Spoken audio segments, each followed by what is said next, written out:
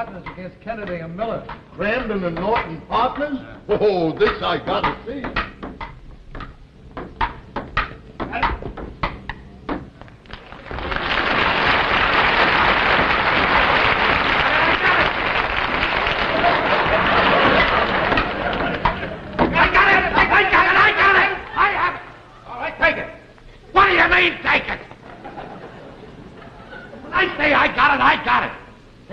One more point now to beat us. From now on, when I say I got it, let me take it. Who died and made you captain? Never mind. Just when I say I got it, I got it. Sheesh, what a grouch.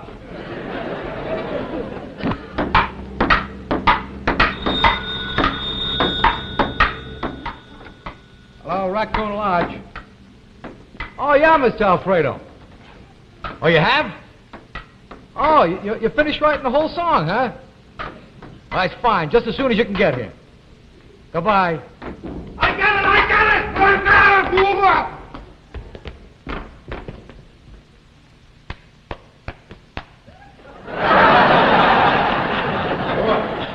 Hey, a hole in one. You do that again, you get on the Ed Sullivan Show. Shut up. I never saw anything that good. All right, so you saw it. You sure you're okay, Crandon? I'm fine. What do we owe you? 30 cents a man. Give him 60 cents. This is one time I'd like to hear you say, I got it. Will you just give him the 60 cents? It's getting late now. We're all here. We might as well call the meeting to order. Everything's ready, Brother President. Oh, and Mr. Alfredo called. He finished writing the Raccoon marching song. He's on his way over here to play it for us. Oh, good. Just draw up the chairs now, brothers. I hereby call this session of the Executive Board of the Raccoon Lodge to order. Gentlemen, the Raccoon Pledge of Allegiance. In filium semper gloribus honorum, partus impedimenta et videt. Now, let's get the meeting going. All right, sir. Point of order. Yes, Brother Norton. Brother President, for the past 7 years, we've been making this Pledge of Allegiance, and I think it's time we do something about it. Are you suggesting that we change it? I'm suggesting we find out what it means.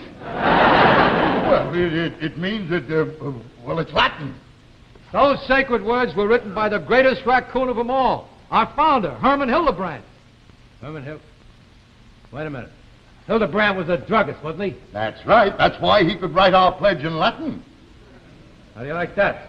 For all we know, for the past 7 years, we may have been pledging allegiance to a prescription for calamine lotion. Brother Norton, you are a mental case. Brother President, I'm making a motion that Brother Crandon be censured for insulting a member of this committee.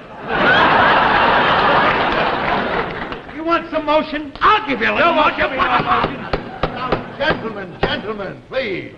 Let's get on with the meeting. What is the order of business, Brother Secretary? First, a report from our treasurer, Brother Crandon.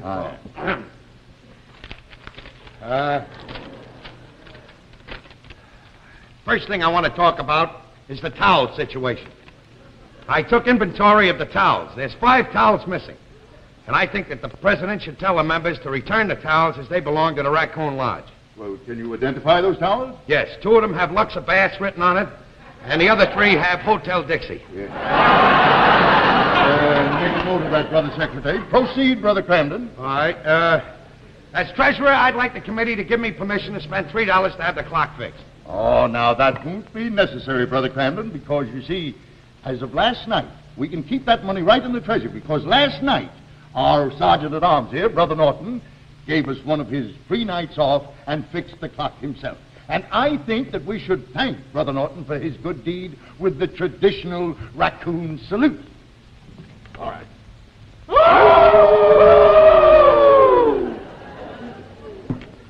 Brother Raccoon, I thank you. May I remind the Brother Raccoons that the clock isn't working yet? Brother Crandon, the clock isn't working on purpose. I plan to start it in operation in front of this committee tonight. Anybody got the correct time? It's exactly 3 minutes to 9. 3 minutes to 9.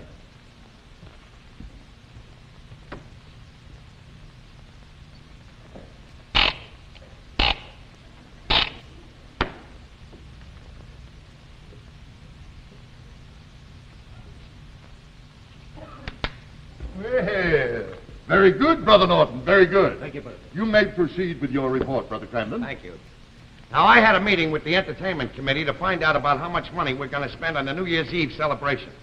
And I figured instead of buying ready-made sandwiches, if we bought a ham and a turkey and a roast beef and sliced our own meat, we could get it much cheaper than if we bought the sandwiches ready-made. That is a very good suggestion. Could you come in early, Brother Cramden, and slice the meat?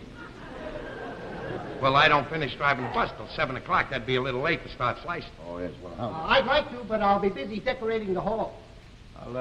I can do it. Instead of first going home to wash and dress, I'll come straight over from the sewer and make the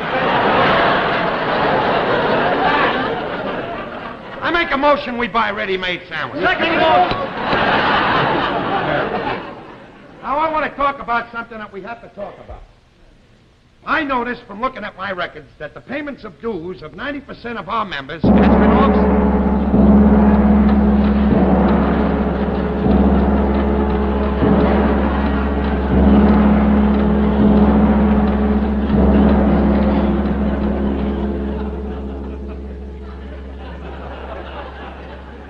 I was saying the payment of dues is 90% of the members haven't been paid. Good. That makes it 9. Mr. Fixer. As I said, the payment of dues by 90% of the members has been off for the last...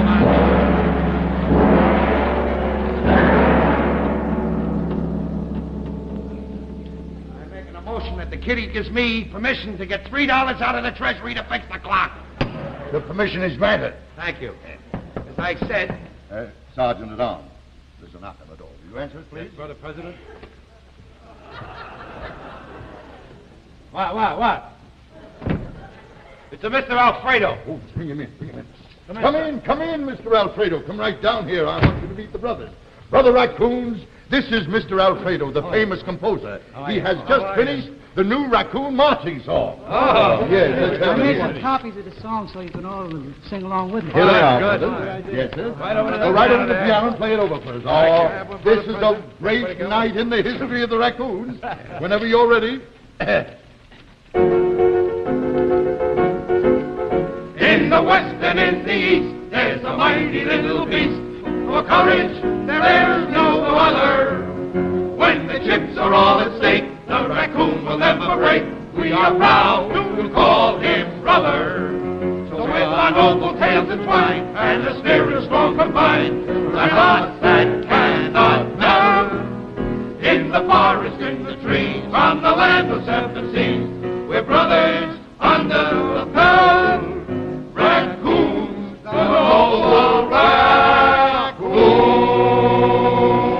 That's right. Oh, that's wonderful. Very good, a wonderful way to finish our meeting. Now it's late and I must be getting home. The treasurer here will give you your check, Mr. Alfredo. How much is that? It'll be $100, Brother Cramden. $100? Now, if I can give a lift to somebody up. I'll join you, brother. I'm going to. Right up. Thank you very much. Well, how about you, Brother Oh, Norton? I just stick around here and wait for Ralph. Oh, okay. Good night. Good night, Good brother. night. Good night.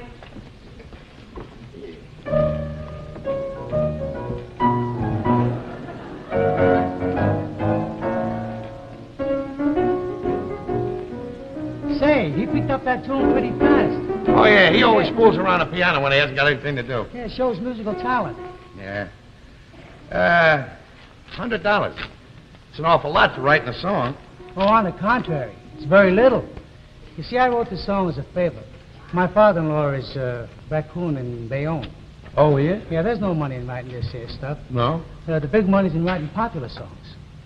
Oh, popular songs, huh? That's right. And the I suppose you get royalties in advance. royalties in advance and... Say, tell me something. How did you start writing songs?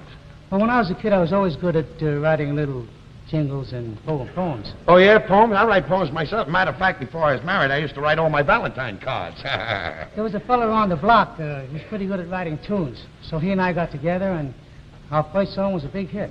Okay.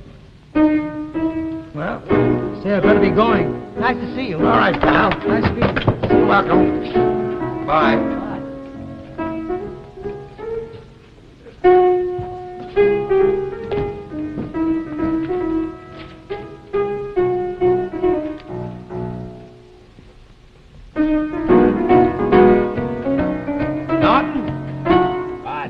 this moment on, you and I are going to be partners.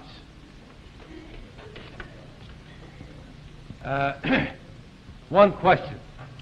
What are we partners in this time? We are going to be songwriters. Us? Why, certainly. You have the musical talent. I can write poems. Why, there's a fortune in it. You heard what he said. Well, look, supposing we don't write any song hits. We're a cinch to write song hits. He said you had musical talent. You know that I'm a great poet. We'll be partners. Ralph, we're partners. All right, pal. And we'll split everything down the middle. Now, to start off with, we'll have to buy what we need to start with. Uh-huh.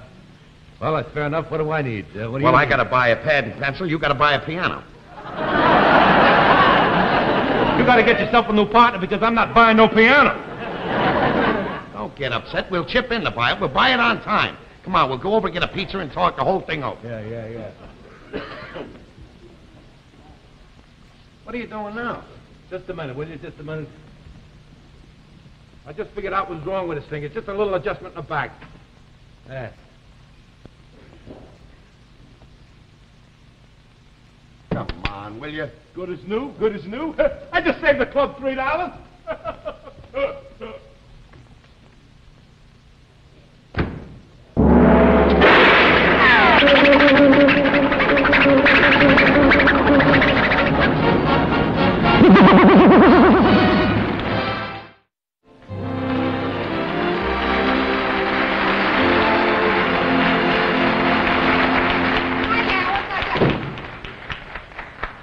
What in the world is this? That's what I've been asking myself for the last 10 minutes. How'd it get here? Well, all I know is I came home from shopping. The superintendent told me he let a couple of truckmen in with the delivery.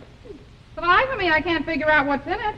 Alice, do you think this could be a Christmas present that the store sent out too soon? Maybe Ralph got you something for the apartment. Hey, this could be a refrigerator. A refrigerator? Sure. Oh, no. Ralph's always saying the old one is good enough. What could make him change his mind now? How about last week when the door fell off and his whole supply of frozen pizza went bad? Yeah. Of course, I've been talking to Ralph about a new refrigerator for ages, but gee, Trixie, they're so expensive. Well, I can't imagine what else it can be. Besides, Ralph could be paying it off on time, like we do. Gee, this is the nicest thing that Ralph has ever done. Oh, Trixie, I feel terrible about the way I treated him last night. Why? What happened last night? Oh, well, he came charging home from the lodge meeting, and he comes flying in the bedroom full of ideas and yelling about how he's going to make a fortune writing songs. Yeah, Norton told me. The Bensonhurst, Gilbert, and Sullivan. Yeah. I didn't even listen to him. I just rolled right over and went back to sleep. I did the same thing with Norton. Don't worry, Alice. You didn't hurt Ralph's feelings.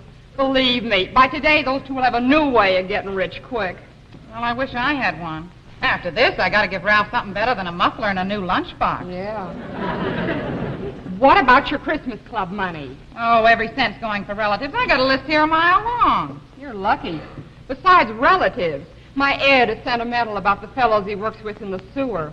I got to go out and buy every one of them a present. Oh, Trixie, that's going to take a lot of shopping. No, I'm going to get each of them the same thing. Something useful. A bottle of cologne. Gee, I just wish everything wasn't so expensive. Yeah. To think of it, I got to get my shopping done this week. Say, Alice, when does the bank let you pick up the Christmas club money? Oh, anytime after the 1st of December. Oh. Ralph already picked up ours this morning. I'll get ours tomorrow. Well, I got to go back upstairs. Oh, I sure am happy for you, Alice. I just hope I do as well. Yeah. I've been hinting for a new wristwatch, but Norton says he can fix my old one. Well, what are you going to do? Yeah. See you later. Okay, Trix. Most wonderful guy in the world.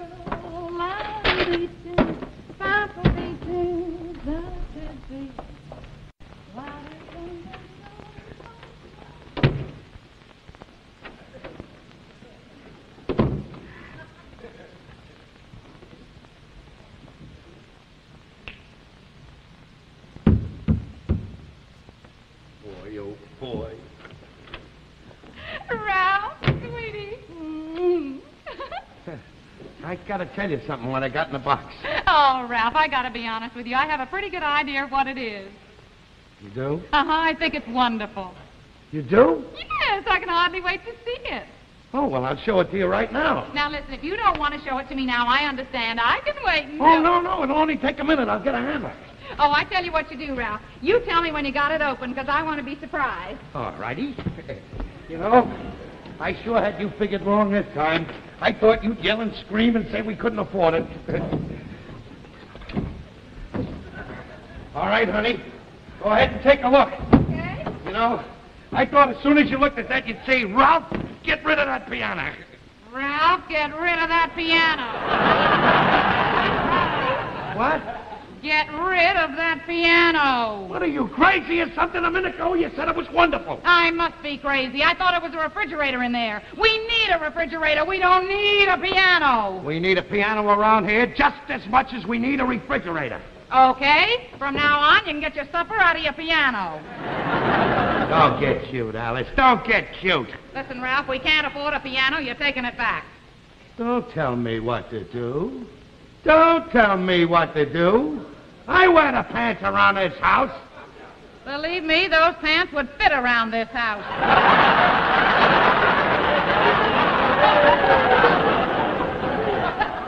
Ha, ha, hardy, har, har. Well, hardy, har, you're taking it back. I'm not taking it back. I can't take it back. I'll lose the down payment. We can't afford to lose $80. $80? Christmas club money. The Christmas Club money? After we scrimped and saved all year, Ralph, you're going to go out and waste it on this. Do you realize we have 15 relatives to get presents for? What are we going to do now? Oh, so what? We'll get them all the presents they want, the whole 15 of them. You can have anything you want. I got this so I could be a songwriter. Can you tell me one thing that a person could do to make more money than being a songwriter? Yeah, selling pianos to idiots who think they can write songs.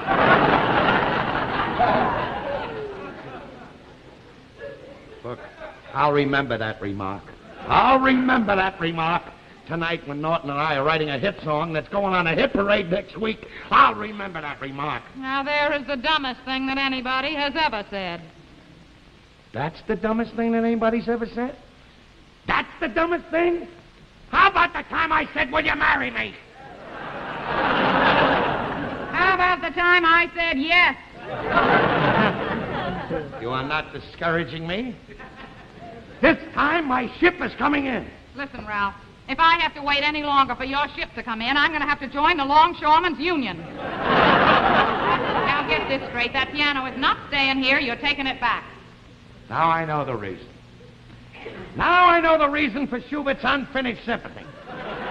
His wife made him take the piano back.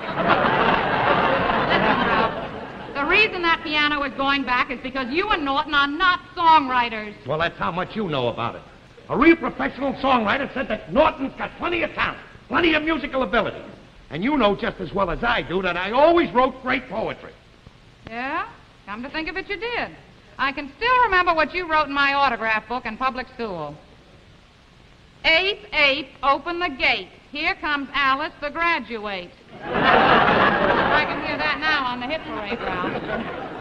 I can hear that all right. Now, I want to tell you something. If you won't, I'm going to go down to that store and get our money back. Now, where did you buy it? Store's closed now.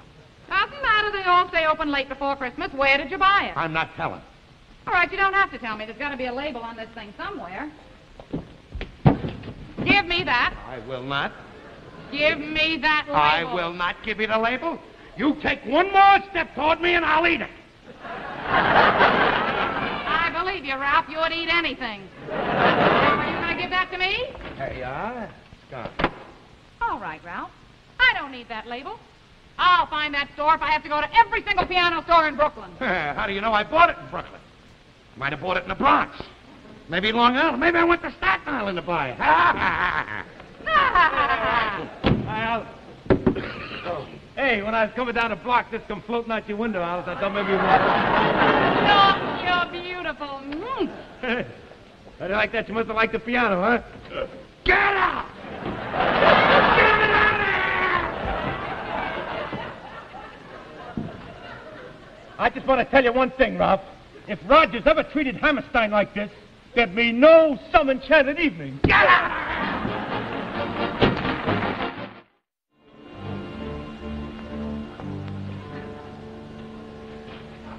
All right, Norton, give me the tune. I got the fourth line of the thing. Norton, will you wake up? Give me 10 more minutes, Dixon. Will you play the tune? I got the fourth line of the rhyme. Oh, yeah, all right.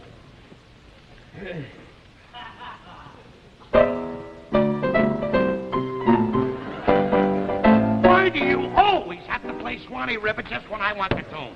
I told you 1,000 times, Ralph, it's the only way I can get into a song is to warm up. It's like a pitcher winding up before he throws the ball. Forget the tune. I'll sing it without before I blow these lyrics. Now listen to this. Your voice is like a symphony. Your teeth like pearls from Tiffany. Your lips are sweet like honey. Your ears are just like a bunny. What do you mean, Now, that's fine writing. Ears like a bunny. Jeez. Maybe we can make it an Easter song. Look, I'm tired. Let's call it quits. I'm Bush. Tomorrow's another day. Tomorrow might be too late. Alice is going back to that store tomorrow, and the boss is going to be there. She's going to talk him into taking his piano back. Look, You're staying. I'm not staying. I got to get up early. I got a job to do. Well, I got a job to do. You don't hear me beefing about having to go to bed. And I got responsibilities. If I fall asleep, I'm liable to run into something. If I fall asleep, I'm liable to drown. Look, I can't keep my eyes open. Well, you gotta keep them open. Now stand up. You can't fall asleep that way. Trouble is that maybe we got the wrong idea. Maybe we ought to write some other kind of a song, like a Christmas song. Except it's a little too late for a Christmas song. Maybe a spring song. Wait a minute. A lullaby. There hasn't been a good lullaby in years. Will you wake up, Norton? Look, will you just do me one favor? Let me lie down and go to sleep. I've been sleeping every other way. How about a lullaby? It's very sweet of you, Ralph. I can go to sleep without it. I don't mean you. I mean me. I got a lullaby. Here, listen to this. Baby dear, what are you crying for? Do your daddy a big favor. Go to sleep, go to sleep. Do your daddy a big favor. Hey, boy, we're going to sleep. Shut up. McGarity, you wouldn't know a good song if you heard one. Why don't you try me? Wise guy, he'll get his all right. All right, come on, give me some lullaby music. I don't like lullaby. I can't. I'm no good at lullabies. Give me some lullaby music. What do you mean you're no good at? You can write music, you can write any kind of music. Wait a minute. You're under the wrong impression. What do you think? Music is like a machine. You turn it on, you turn it off. Your words don't do nothing to me. I haven't got a feeling right in here for them. You better play me some lullaby music, or you're going to have a feeling right under there. Will you stop that?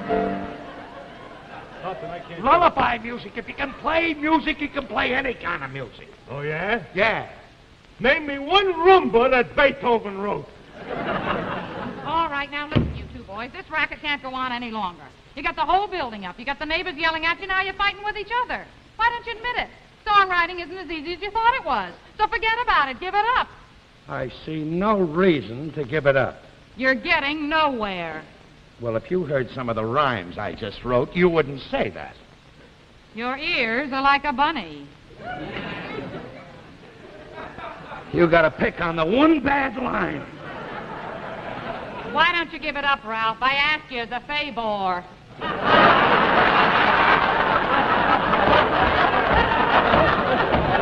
Everything Berlin right wasn't great, you know.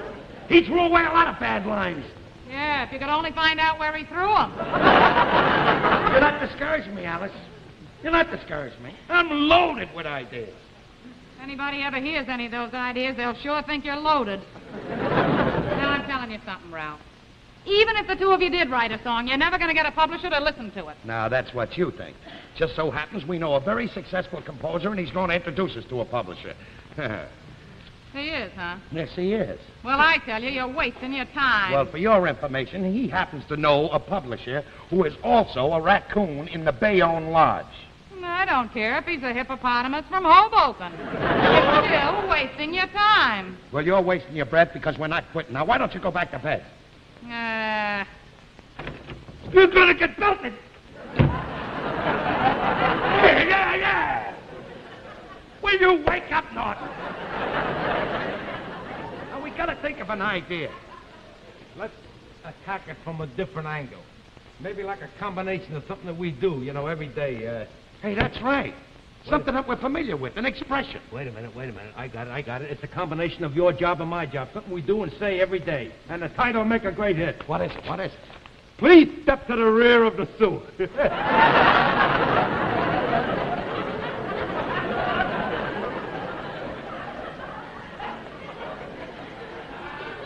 Please step to the rear of the sewer. What is that supposed to mean? After my reply to you, I will rest my case. What does shaboom mean? Look, maybe we ought to go back to the old thing, the thing we started with. All right, let me have it.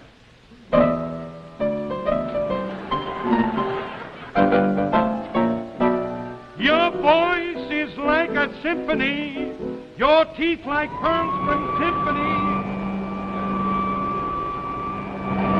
Ever hear a noise like that in your life? Why don't you do your vacuum cleaning during the day? Because on account of you, I got a slate during the day. That's that McGarity, Dan. She forgets when a kid wakes up at 3 o'clock in the morning, starts squalling, wakes everybody up in the building. Come on, let's go back again. Your voice is... Wait. Play it a little soft. If I just had a little peace and quiet, I'm sure I'd get an idea. I need some quiet, some peace. Okay. Now, go ahead, softly.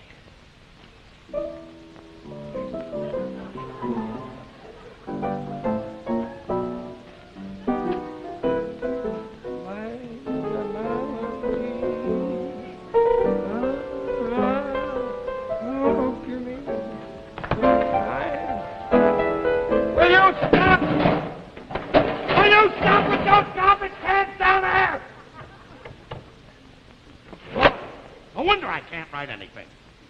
Vacuum cleaners are going, the wife is causing a riot, garbage cans go clanging. Garbage cans go clang. That's it. What do you mean? Garbage cans go clang. A novelty song. It's different. Give me it. Right. Wait. Let me give it a try.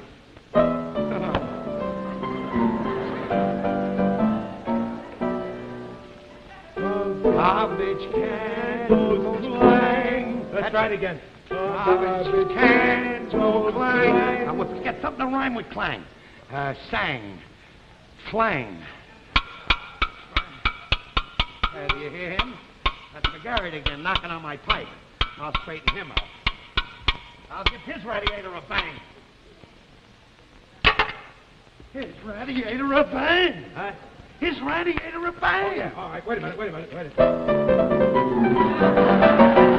The garbage cans go clang. The radiators go bang. Let's do it again. That's it, pal. The garbage cans go clang. The radiators go bang.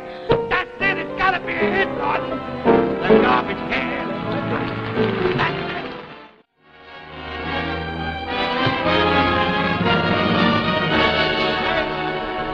Miss Kay, send those songwriters in. How do you do, sir? You Crandon Norton? Yes, sir. I'm Mr. Crandon. I'm the fella that wrote the words. This is Mr. Norton. He wrote the music. All right, go ahead. Sit down. Am I going to play it? Yeah. Hurry up, pal.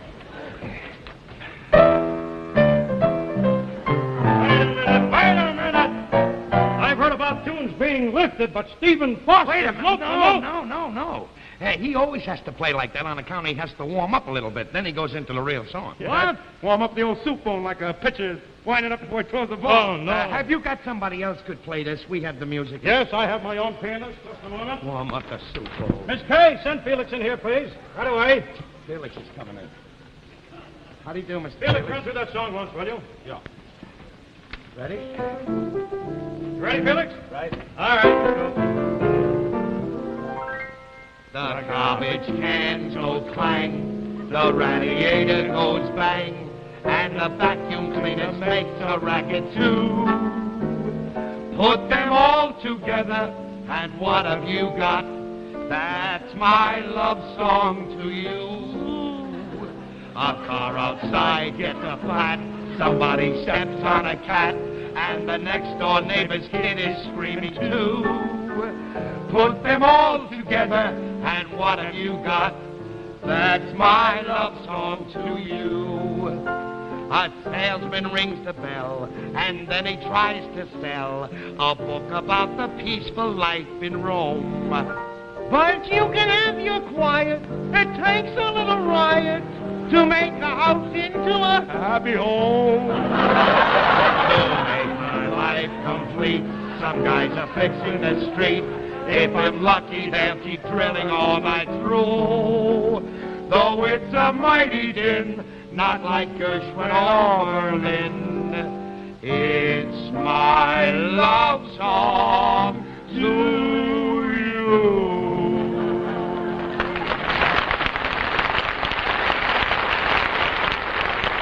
Well, what do you think?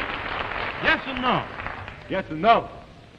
Well, it could be very popular. I'm a bus driver. I could teach it to all the drivers. They could sing it to the passengers, and it would get all around. Listen, just give me a couple of days, that song will be coming from out of every manhole in the city. Mr. Crampton, I'd like to talk to you alone. Hope you don't mind. Oh, we're the kind of partners that trust each other. You're Okay, sweet pal. kid, Okay. Mr. Crampton, I want to talk to you about that song. I thought we ought to be alone. Now, I can see... I know what you you're and going to your say. partner- I know what you're going to say. You're going to say that you like the lyrics, but you don't like the music too much. Oh, it's the other way around, Mr. Crampton. That's right. I think that Mr. Norton has written some excellent music, but I just couldn't publish it with those words. You don't like the... But I could get other rhymes. Oh, I'm sorry. I'm sorry, Mr. Crampton. I've been in this business a long time, and I can tell a good lyric writer when I hear one, and I'm afraid you just haven't got it. But all the lyrics rhyme. I can show you on the paper. Now, look, I think enough of Mr. Norton's music to bring in a professional lyricist from the outside, and he can write words for the music, and I'll publish the song. But I'll leave that up to you. If you say yes, I'll go ahead. I'll bring in that lyric writer. We'll publish the song. No, If you say no, I'm we'll just saying forget no. it.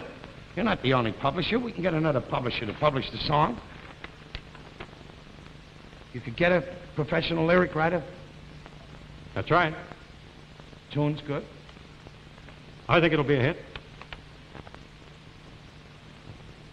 Okay. Mr. Crampton, you've done a very wonderful thing, and someday you're going to be very proud of yourself, because I feel that Mr. Norton is going places. And when he's one of our top songwriters, you'll have the satisfaction of knowing that you helped him get there. Goodbye, Mr. Crampton. You've done a very unselfish thing.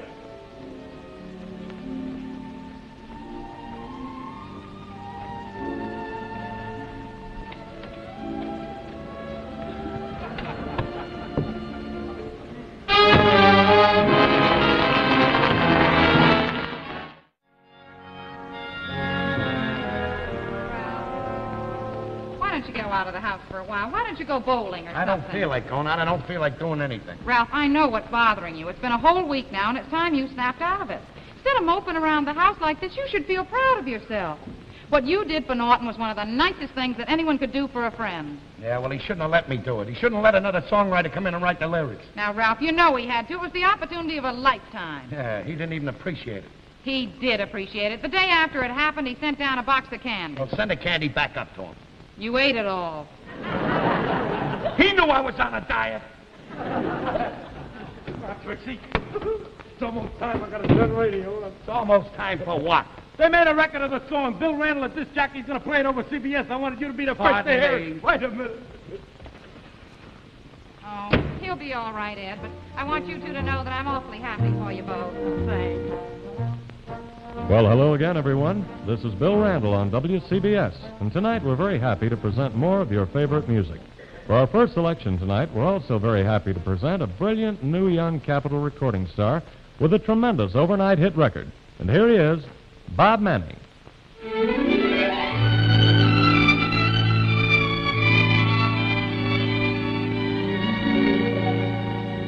The garbage can goes clang, the radiator goes bang, and the vacuum cleaner makes a racket too.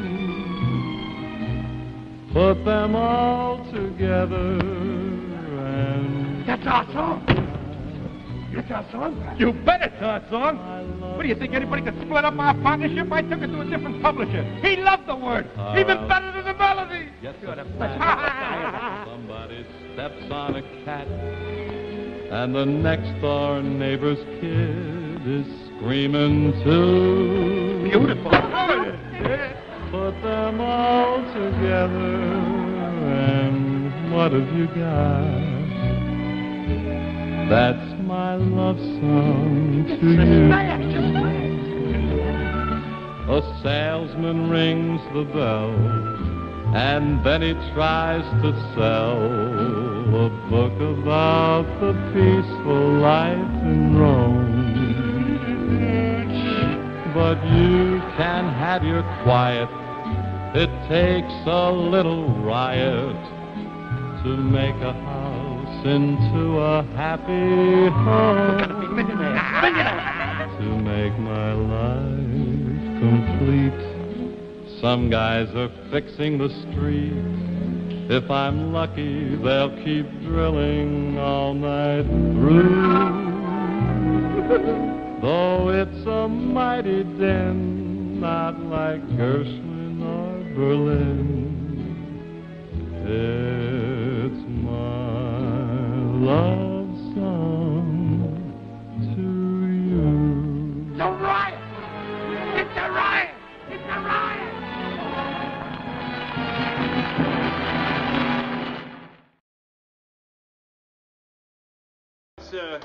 Let's take a shot of him from here as he's coming out of the building after a day's work, huh? You know, I've taken pictures of big shots, movie stars, kings. I have never run into a ham like this one. What do you expect? Yesterday's an ordinary bus driver. Today he's going to have his picture taken, getting a free-page spread in Universal Magazine. Tomorrow he's being honored at City Hall. It's going to affect him. Big deal. He won an award as the safest bus driver in the city. Sure, it's a big deal. It's the biggest thing that happened to a bus driver. Look, you all set? Yeah, bring in the man of the hour. Okay. Mr. Crandon, you can come in now. Oh, look, make it natural, huh?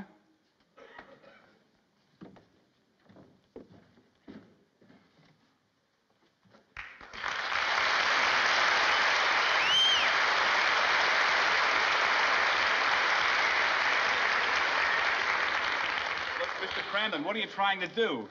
Well, I thought that would be a good pose, you know, for the cover of your magazine. Look, Mr. Crandon, this picture isn't going to be on the cover. This is just one in a series of articles dealing with the big days in the lives of people in various lines of work. Well, when you wrote the story about Marilyn Monroe, you had her picture on the cover. If you get into a bikini bathing suit, we'll put your picture on the cover. Now, look, Mr. Crandon, just stand there as you are, and we'll take the shot until you just come out, huh? Charlie, go ahead.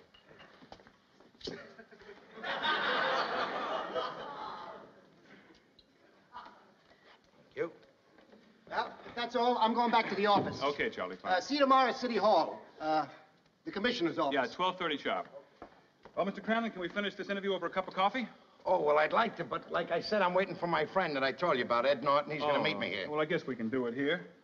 Mr. Crandon, something you said struck me as being very strange. Now, you've just won the award as the safest bus driver of the year, and yet you say that you felt that bus drivers don't get the recognition they should. Well, that's right. You see, this award that I'm getting is a special award. Mm-hmm. You know, it's not an award that's given out all the time. And like cops and firemen, they get awards all the time. And I think that a bus driver is just as much of a public servant as they are. Yeah, but those awards are usually given out for bravery in the face of extreme danger. Now, when does a bus driver have to show bravery in the face of extreme danger? When? All the time. Uh-huh. Only the other day, a lady got on my bus. She's got a dog. Must have been 6 foot high. It's one of those French poodles, you know, with the Italian haircuts. So she tries to get on the bus with the dog. I said, wait a minute, lady, you can't bring that mongrel in here. She says, what do you mean, mongrel? It's a pedigree. I said, I don't care what it is. Pedigree or a mongrel, it can't get in the bus. Well, what did she say to that? She says, how dare you? She says, this dog is worth $10,000. Well, then what did you do? I said, if he's worth that much, let him take a cab. There, up, boy.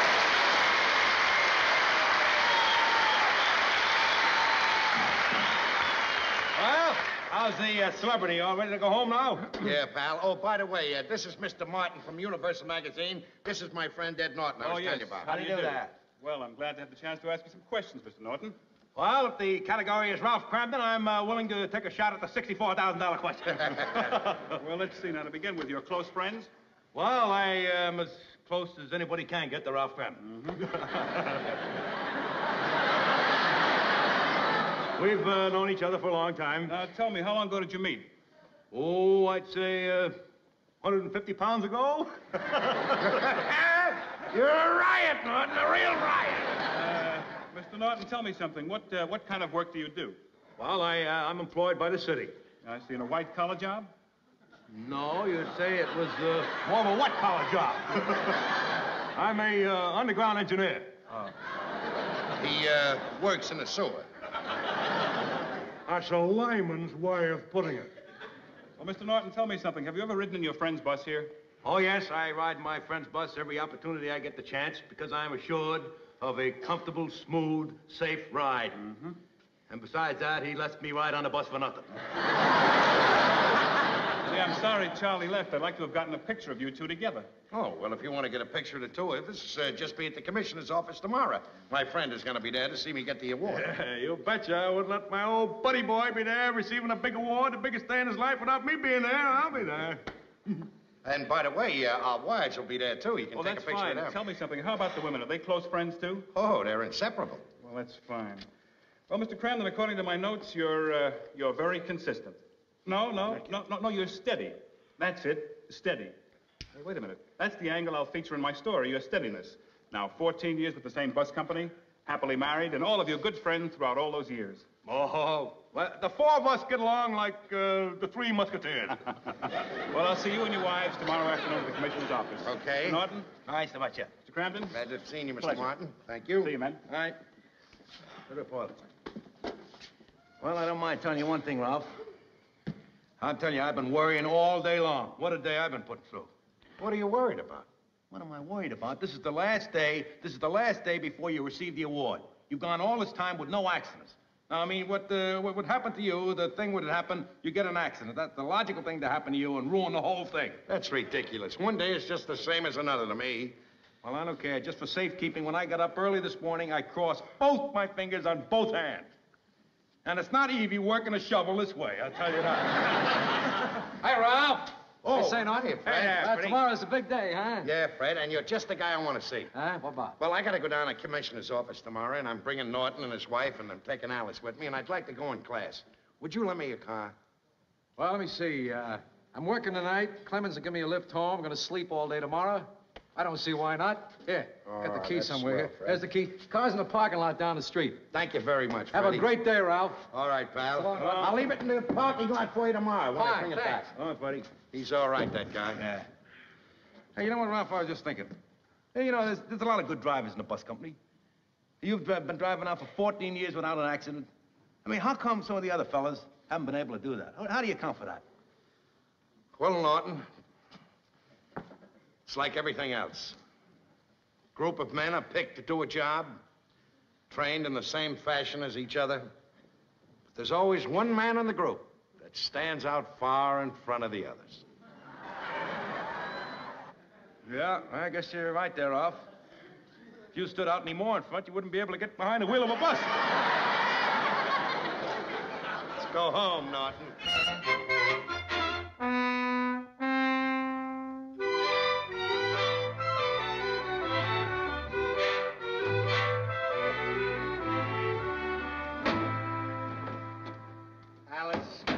Alice, where did you put my belt?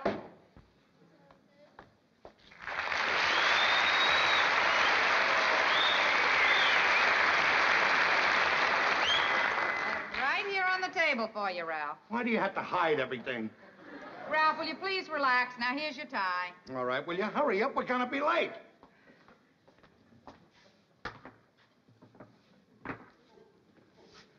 Are you sure this tie is going to match my new jacket? Ralph, I wouldn't have picked it out if I didn't think so. All right. Will you hurry up and get dressed? Ralph, I could have been dressed a long time ago if you'd only let me alone. Now, will you do me a favor? Just calm down and stop being so nervous. I am not nervous, Alice. I am not nervous. You're just saying that to make me nervous.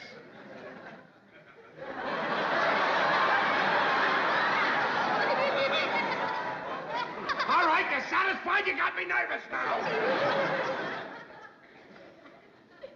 Alice, I don't like the way these shoes look. Where are my other ones? They're at the shoemaker's, Ralph. Well, you took them there last night. Aren't they ready yet? Ralph, will you be reasonable? He couldn't possibly have finished them this fast. He could if he paid more attention to fixing shoes instead of the Grand Opera. Let me see your shoes. They look perfectly all right to me, Ralph. They're fine. Sure, they look fine to you. Well, they don't look fine to me. Never mind all of that. How do you like my new dress, Ralph? Very nice. I certainly hope it'll look well when they take the pictures. It'll look fine. Now, will you hurry up? We gotta be there at 12:30. Our laundry didn't come back yet, and I'd like to have a handkerchief for the breast pocket of my new sport coat. All right, there's some handkerchiefs in the top drawer. How about this one? It's one of my new ones. Remember, just wear it in the pocket. It's for showing, not blowing. What are you doing? I can't make a knot with this thing. It's made of silk and the knot won't stick. Well, you're nervous. Here, wait a minute, wait. Right. Hey, let the old sailor show you here now. Now, wait a minute. Just hold still. You want a big knot or a small knot? I don't care, just as long as it's a knot. Just hold still and don't be so excited. Wait a minute! Trying to do? Choke me to death? Just trying to help you, that's all. Now you spoiled the knot. I'll spoil your head in a minute. Why I ask you to do anything for me? Oh, hi, Ralph.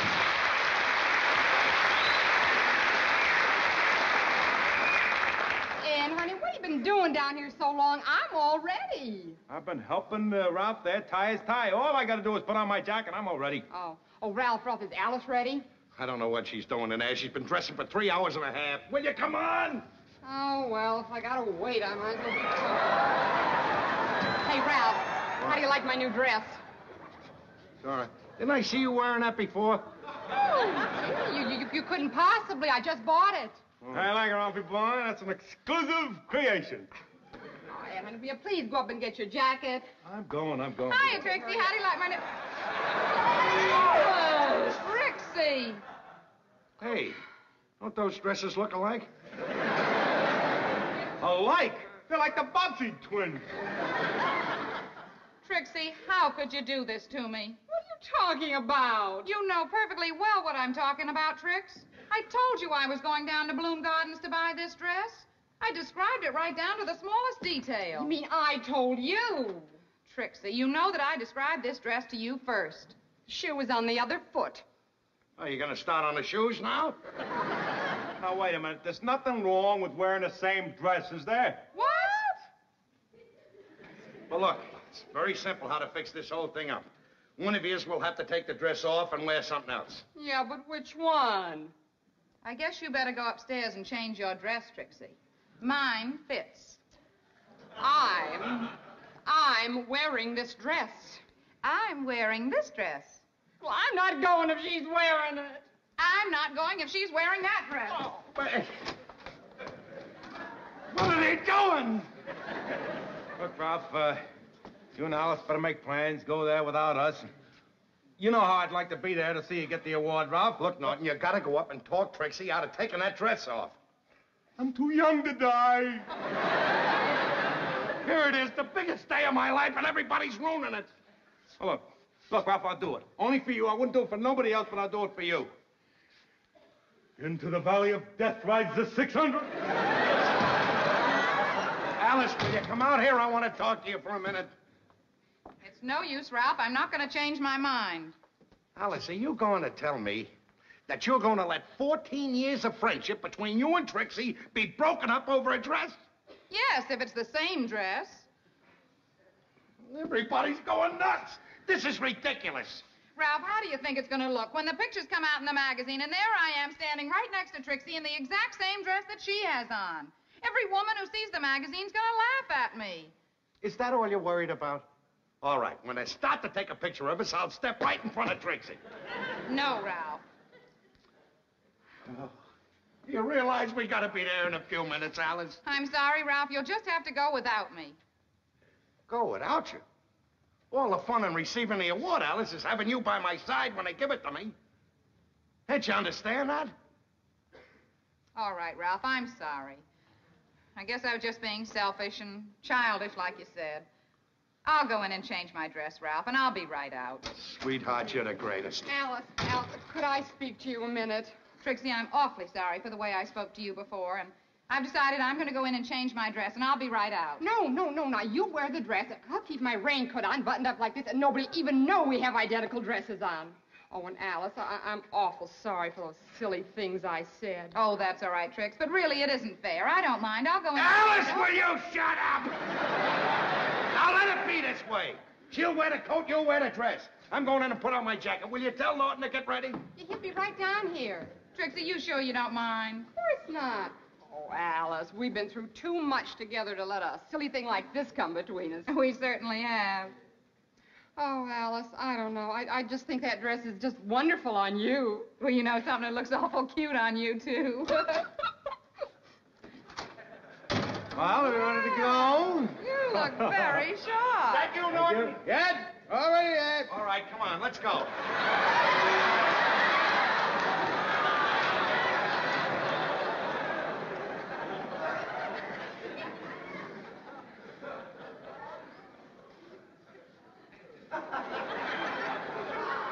You sneak. I am not going out of this house till you take that coat off.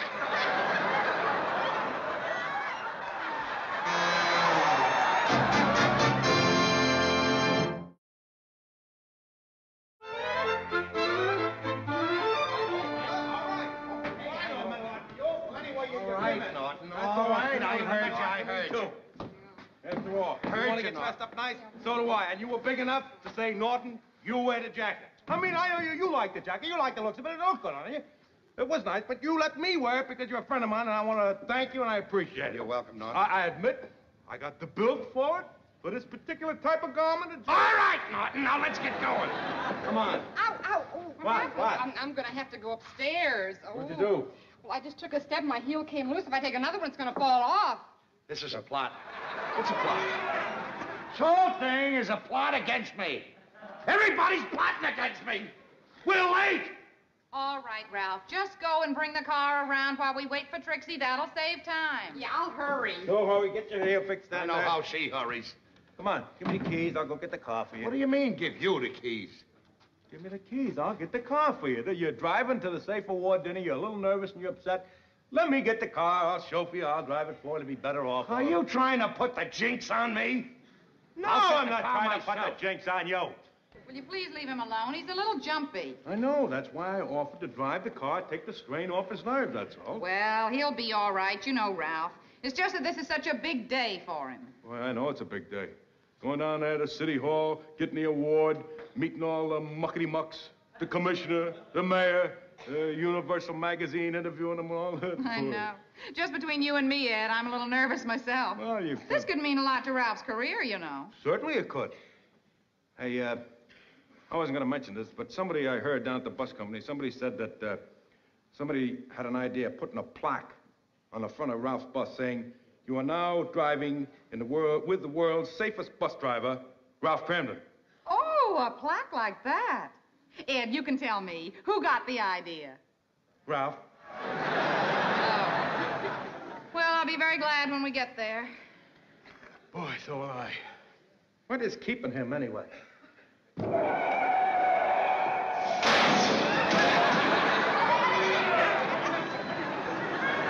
What do you think that was, Ed? I don't know. I'm afraid to look. It can't be, Ed. It just can't be. Why don't you look where you're going? It's your fault. My fault. I had the right of way. Why don't you learn how to drive? Look what you did to my car! Your car? How about my car? Oh. Oh, boy. Ed, I feel very faint all of a sudden. All right, take it easy. Take it easy now. Alice, sit down and rest. Wait a minute. I'll be right back. You pulled over the Lucky thing I had another pair of the same color. What's the matter? Ralph had an accident. Oh. I'll find one. Yeah, go ahead and find a cop, because I'd like to see one. You're gonna be sorry for this. I'm gonna be sorry. Are you kidding? Where did you get your license? In a raffle? I'll show you. hell and you wait in the car. I'm getting a policeman. Go ahead and get a policeman. I want a policeman, too. Wait a minute. There's nothing in the world that you want less than a policeman. Don't you realize that? What are you talking about? This wasn't my fault. Well, a policeman will get here. He's got to make a report, don't he? He goes over the accident, makes a report, gives it to the paper. A newspaper reporter gets it. I can just see the headline. So what? What's wrong? Safe award drive when on way to receiving award has accident. All right. Well, what am I going to do? Well, just settle the thing here. You pay for the scratch you put on his car, and you get Freddie Muller a new fender. Hey, that's right. That way nobody will be any the wiser. So, yeah. Well, maybe you're right. Why, yes, there's never a policeman around when you need him. Now, look, pal, what are you getting all upset for? Yeah, well, it's your fault. Who cares whose fault it was? We don't need a policeman. We don't need a cop to settle this. Listen, look, all I did was scratch your fender. Now, look, I'll pay for it. Yeah. You square the whole thing. Yeah, well, it's a good thing for you that I'm in a big hurry. Otherwise, I'd make you go to the police station. Drivers like you are a menace to the community. You're absolutely right. Now, do you want to take my name and address? Yeah, well, I can only repeat that you're very I'll settle fortunate the that I'm whole such a thing with big you Monday. hurry. Yes, no, I'll make you settle right now. What's your name? Ralph Cramden, Kramden, 328 Chauncey Street. Yeah, That's a sensible way to from settle me. things. Okay. Well, at least it turned out okay. Hey, dirty old. That kills me. It was not my fault. Look, just don't get upset. You're getting all upset now. Let's calm down and look nice when we go down there. There's no sense in getting upset. Now, listen, the boys in the sewer there, when we get upset, we got a little motto, a little saying that gives us a little comfort in time of need. Maybe I can pass it on to you. May I favor you with this little ode? When the tides of life turn against you and the current upsets your boat, don't waste those tears on what might have been. Just lay on your back and float.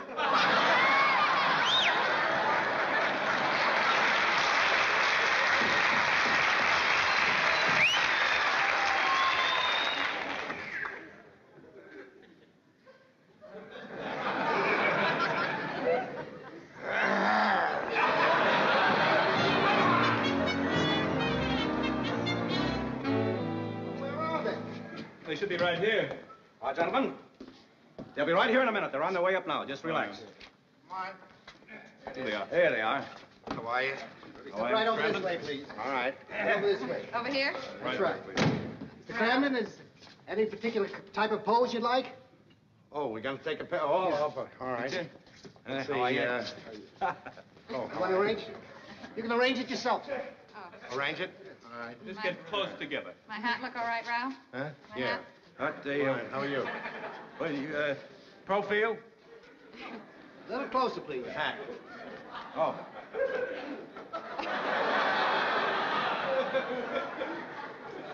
All right, folks. Hold it, hold it, hold it.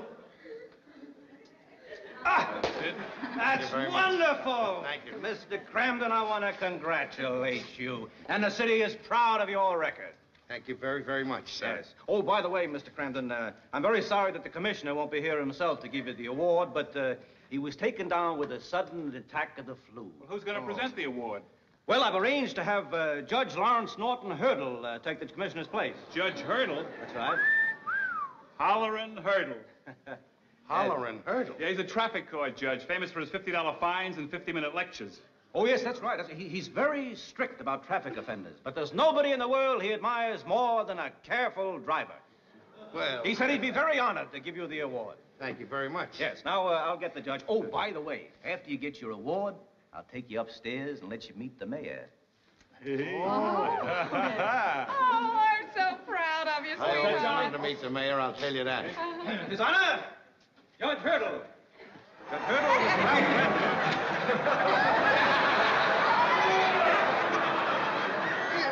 Is this the man who gets the award?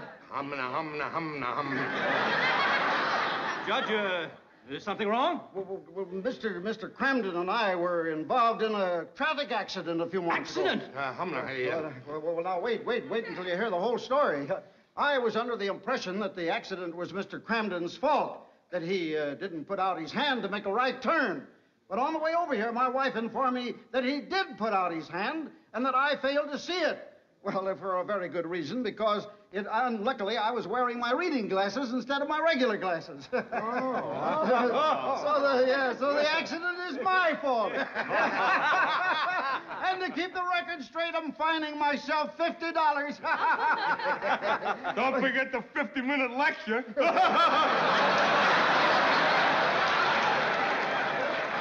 Mr. Cramden, it gives me real pleasure to present to you this award as the year's safest bus driver. Boy, Ralphie, boy, in there. Thank you. May I say thank you very much in presenting me with this award. I know that I am not worthy of it, but still I would wish to accept it on behalf of all the other bus drivers in the country who drive buses. Glad to see that people realize that a bus driver hasn't got an easy job of it, and that the safety of the public is always the uppermost things in their mind. And once again, I want to thank you and you for presenting me with this, and thank you fellas for taking the pictures. Now, if you don't mind, I'd like to go upstairs with my wife and my friends and meet the mayor. Yes, this way. Okay, thank you very much. Here. Nice speech, Ralph. Bye.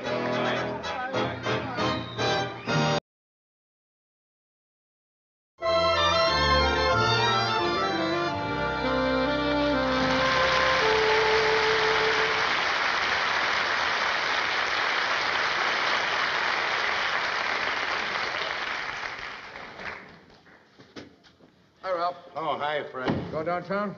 No, I'm waiting for Norton. He's going to go home with me. Where's Bradstead? I thought every night you rode home with him. Yeah, but at the last minute, Marshall called him in. Mr. Marshall called him in and wanted to do some special report of some kind. Poor guy's got tickets for a show tonight.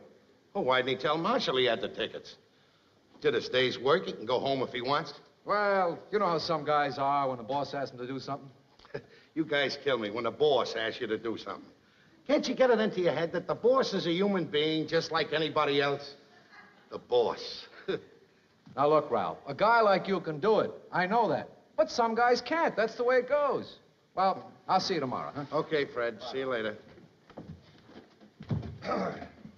Evening. Mr. Marshall. Good evening. Hey, John! John, will you check with the garage and find out what's happened to my car? Thanks.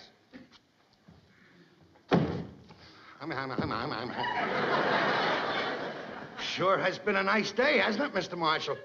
Not for me. Now, there's too much dampness. Yeah, it was a little damp today. Those are the worst kind of days, damp days. Gee, those new buses that you put on the line, they sure are great, boy. I'm not happy with them. Those transmissions are pretty bad. Yeah, I gotta go along with you. Those transmissions, that's probably why they're so difficult to handle. Hey, Cramden, I've got something to talk to you about. Look, if it's about that dent I put in the bus, it wasn't my fault. What bus? What dent? Well, Oh, never mind about that. No, Mr. Gordon has informed me that you're the best pool player in the bus company. I'd like you to help me. Me? Help you? Yes. As an anniversary present, my wife gave me a pool table. Now, much as I've always desired to play, I don't know the first thing about it. I've never played pool. Never played pool? You mean you never hung out with a bunch of kids in the corner and went up the pool room? No. When I was young, I was busy playing football, basketball, going to school. And when school was over, my parents took me for a trip around the world. I was never in a pool room. Gee, that's sad that you never had a kid like that. Well, I was thinking, Cramden, in the light of your great proficiency, I might impose on you, and you might give me a few pointers. Well, I'd be glad to, Mr. Marshall, anytime you say. Well, if it wouldn't be inconvenient, could you come over tonight? Sure, I'll be there tonight. I'll be glad to come over. Boy,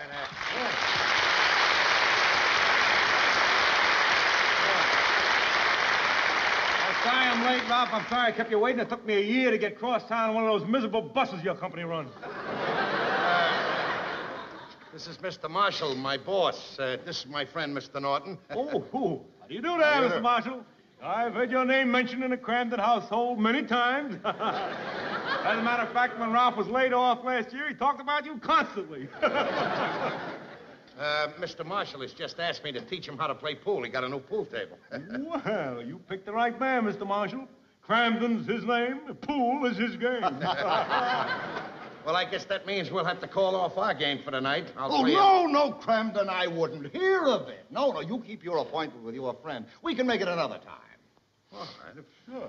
You don't mind if we call it off tonight, do you? No, sure. So I've got a better idea. Say, why don't both of you come over? I think I could learn more about the game by watching the two of you play. Oh, there's my car. Yeah, I'll be expecting you at 9 o'clock. 1149 Park Avenue. See you later. Yes, sir, mister. Hi, Mr. Marshall. Mr. Marshall. Now, look, Norton, tonight is an important night to me, and I don't want you to ruin it. Look, I understand the situation. I'll be on my #1 behavior. I'll mind my P's and Q's. Don't worry about it. Well, what an opportunity.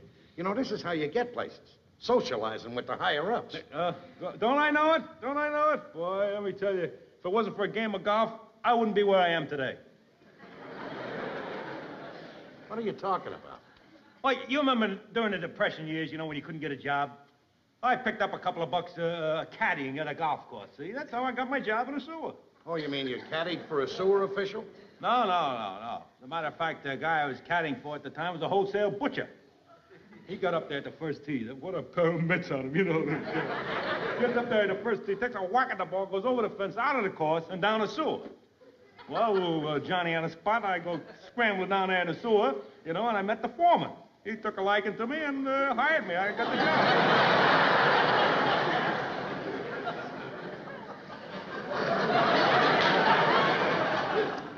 You ought to send that story in to Reader's Digest. Hey, come on, let's get going. Trixie's got a lasagna dinner waiting for me. We gotta get dressed up and cleaned up. We're playing pool on Park Avenue tonight. Boy, imagine this guy rich enough to have his own pool table. Well, you can never tell, Norton. After tonight, I'm liable to have my own pool table in my apartment. If you do, you'll have to stand in the sink to make a shot.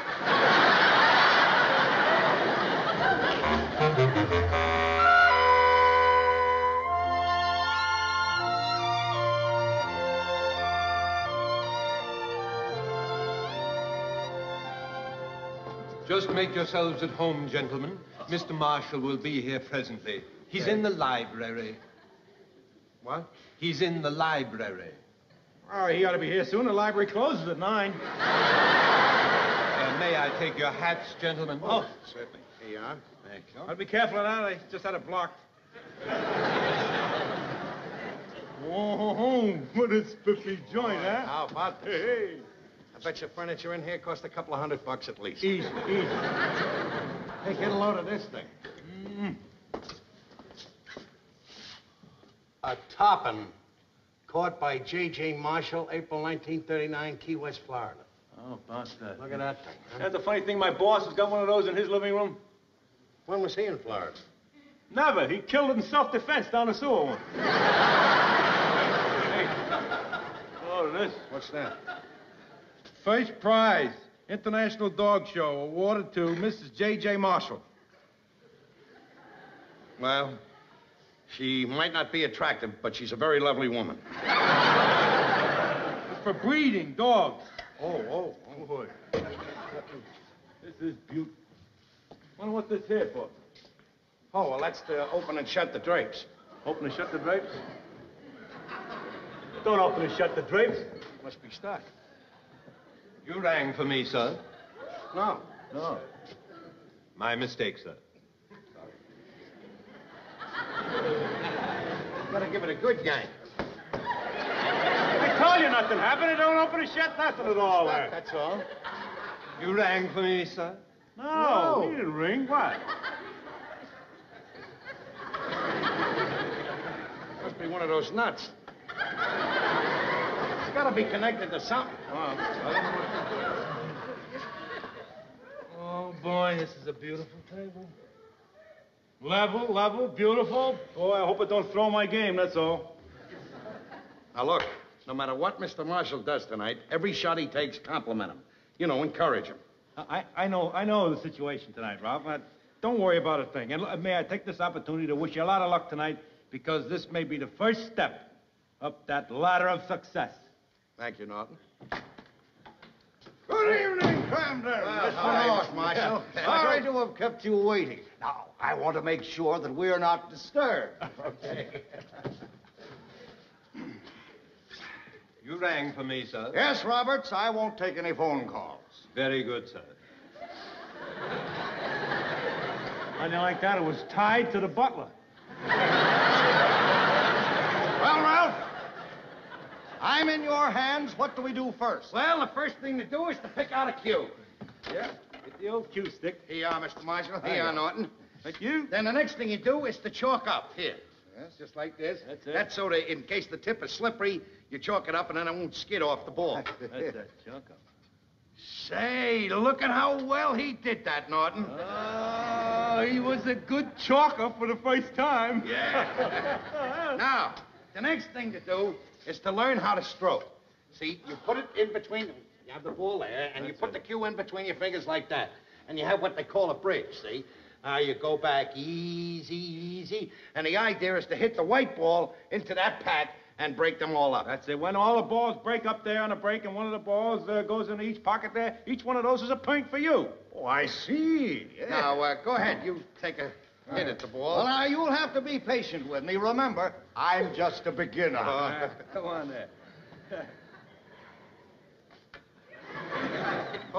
Oh, and you said you were just a beginner.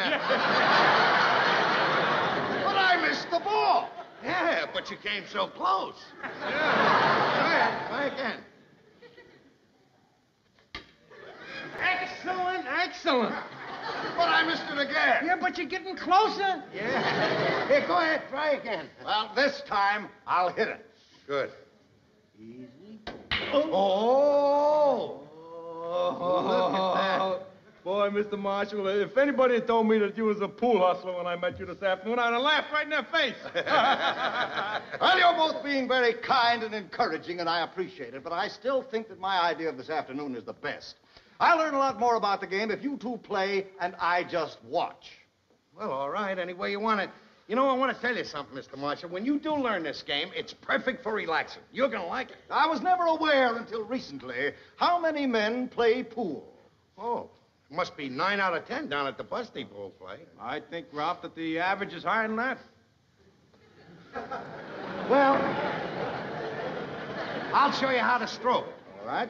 Now, you see, in order to get the Mr. Marshall, I was stroke- just thinking, down at the bus company where you got plenty of room, why don't you just set up a recreation room and set up a couple of pool tables and the fellas can play pool? Recreation room? Well, certainly. Yeah, most of the bus drivers have a quick lunch and they got time off and they'd like to shoot a couple of games of pool. It's a relaxing game. I mean, to coin a phrase, a relaxed bus driver is a efficient bus driver. Now, in order to stroke... Well, this, that's a just pull the very flag back. interesting suggestion, Norton. You know, my greatest concern has always been easing the strain on my drivers. Yeah. What with the traffic, overcrowded buses, trying to maintain a schedule, they have their problems. Oh, sure. Now, You talk about the strain on the bus driver. I've just often thought that you got to get the right person into the right job. Yeah. I mean, some fellows are easygoing and they're right for the rush hour crowds and everything. I think the most important thing is the temperament and basic metabolism of the man. Now, a light Well, fuse, that's sometimes very, 19 very ounces is interesting, enough. Norton. I like a man who can think on his feet. Thank you, Mr. Say, Ralph, what do you think of that suggestion? That's very good. Now, here's how you stroke, Mr. Marshall. You place I don't it want to be very putting in slow all and the time easy. because I don't know nothing about your business. You know, I mean, I'm not trying to tell you how to run. You're talking about buses running on schedule and everything. Have you ever thought of running odd and even buses? Odd and even buses? Certainly. The odd buses stop at the odd streets. The even buses stop at the even streets. See? Splits up the crowd. The buses keep rolling and you're on schedule. Norton, will you please stop bothering me? Even buses. You know, that's a very interesting, a very, very good thought. Mr. Norton, in what line of business are you? I work for the city. In what capacity? Capacity, about 50,000 gallons a day. I work in the sewer. Well, I like a man with a sense of humor. Thank you.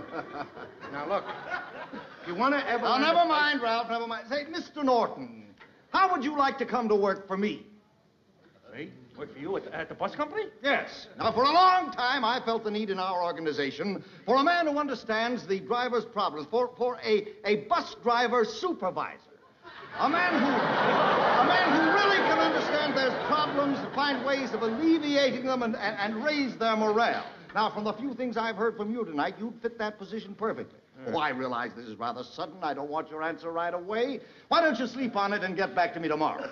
Mr. Marshal, I'd like to sleep on it. I would. I'm on the late shift tomorrow. It'd be all right if I get into your office a little before noon. Fine, fine. You come straight up to my office, and if there's time, we'll have lunch together. Good thinking. Good. Ralph, I want to thank you for introducing me to Mr. Norton. Now, let's see that break shot. Very simple. Just put the ball down, calmly stroke, and then hit. Something like that.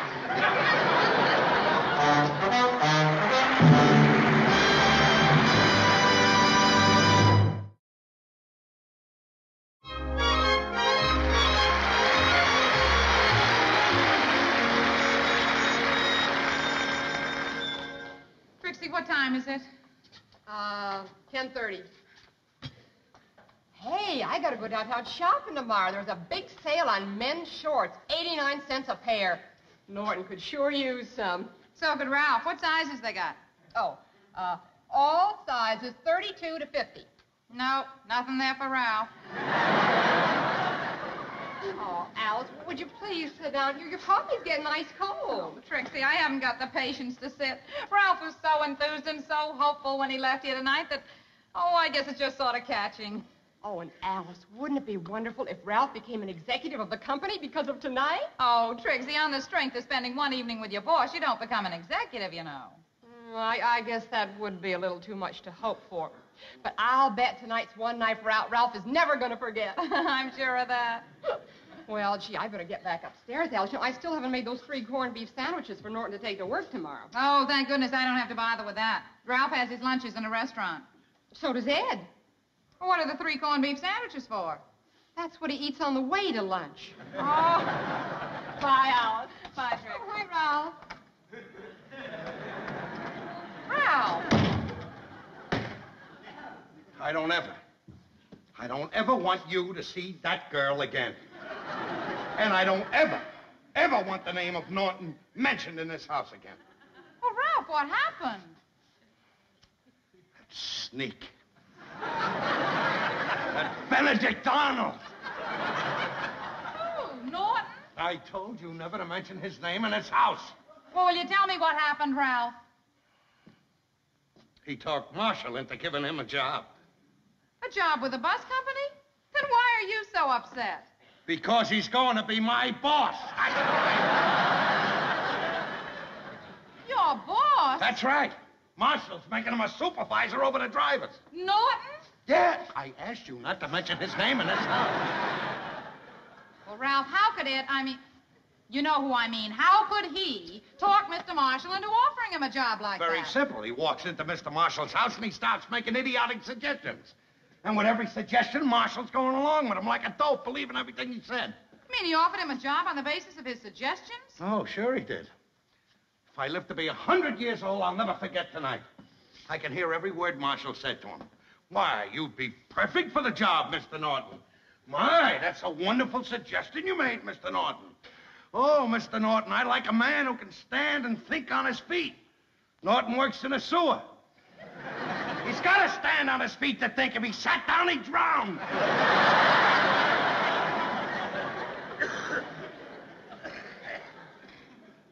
Ralph, sweetie, we have to face this thing realistically. Now, if Mr. Marshall offered him a job on the basis of his suggestions, he must have thought pretty highly of those things. And in that case, Ralph, that's what's upsetting you. It's a blow to your pride. It is not my pride, Alice. It is not my pride. Well, your status hasn't changed, Ralph. Your job is still the same. Let's face it, Alice. Let's face it. When he comes to work for the company, I quit. But why? I got my pride. Ralph, have you talked this over with Ed? I should say not. We came out of Marshall's house, I turned my back on him, and I walked right away from him. Well, Ralph, what makes you so sure he even wants the job? Maybe by this time he's thought it over and decided not to take it. After all, Ed's very happy at the sewer, and he's due for a promotion. Maybe you're right. He likes that job he's got. If he left the sewer, he'd be like a fish out of water. What am I getting all upset about? Oh, Alice? very late. Excuse me for coming. Well, I got to talk to you. I figured on talking to you on the way home, but you left me kind of sudden like. Excuse me a minute now. It's a very ticklish situation, and just a few things that you and me have got to straighten out. Now then, I know that all the boys down at the bus company realize that you and me are very good friends. Therefore, if I get this position, naturally, they're going to think that I'm going to favor you. Now, that's bad for you, it's bad for me, it's bad for the company. So, I figured that for the first couple of months, you could call me Mr. Norton.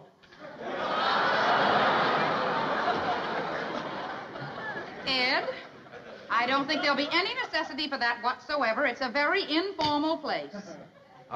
You got a point? You got a point, Alice? That's right. You could call me Ian.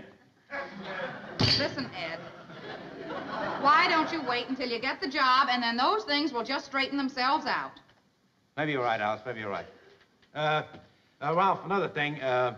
I know that during business hours and everything, we can't be real buddy-buddy, but just because I have an executive position, I don't want you to think that in any way it will alter our friendship. And as long as I'm an executive in that bus company, you are sure of being a bus driver as long as you live.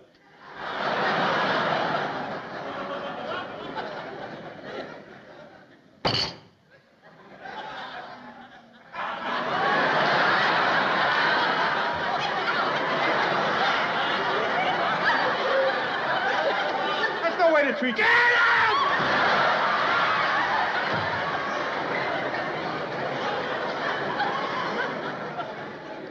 That settles it. I'm quitting. Now, listen, Ralph. You know and I know that you're not going to quit your job. But there's no sense in your feeling this way, Ralph, because you're just going to make yourself miserable. And then you're going to hate your job. And besides that, Ralph, you're just going to let everybody else at the bus company know that you're jealous of Ed. Me jealous of him? Jealous of him? Jealous of what? Jealous of what? Because he's got a job with his own office? Behind a big desk? With a secretary that he dictates to? Goes out and has lunch with Marshall? I'm jealous of that? Whoa, how I want that job! Ralph. There'll be other promotions and other executive jobs, and you just wait and see. You're going to get one of them.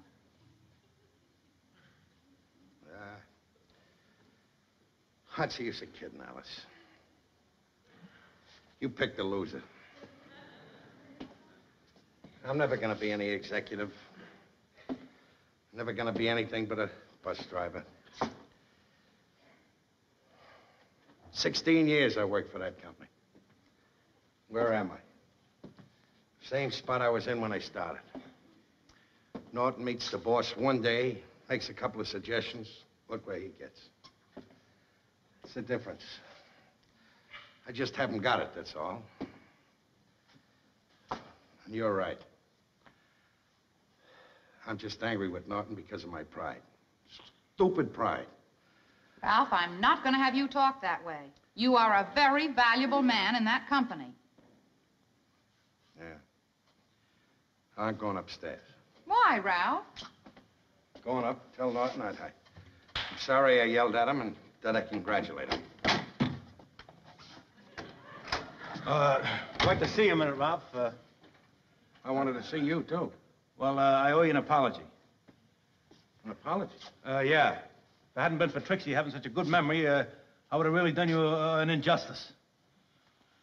I was upstairs talking to her about my idea about odd and even buses, you know, and she reminded me of your idea for alternate buses. Alternate buses? Yeah. Remember when you was having dinner at our house one night, you were sounding off about the bus schedule and everything, you said, why don't they have alternate buses?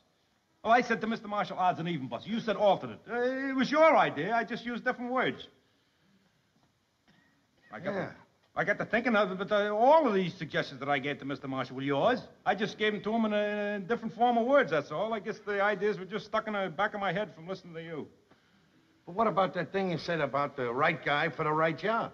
Well, that goes back to what you said about poor old Havermeyer when he got laid off the job. You were sore, you remember you said, put Havermeyer on the shift where it's not so busy and he'll do a good job. Remember? Yeah. Your trouble is you tell me all the wonderful ideas. Instead, you should be telling them to Mr. Marshall. And another thing, when you get ideas, write it down on a piece of paper. When you get these thoughts, write it down, jot it down so you don't forget it. Boy. Tonight I was so proud of myself. I thought I had a wonderful head on my shoulders. Till I found out it was yours. I apologize, Ralph. I'm sorry.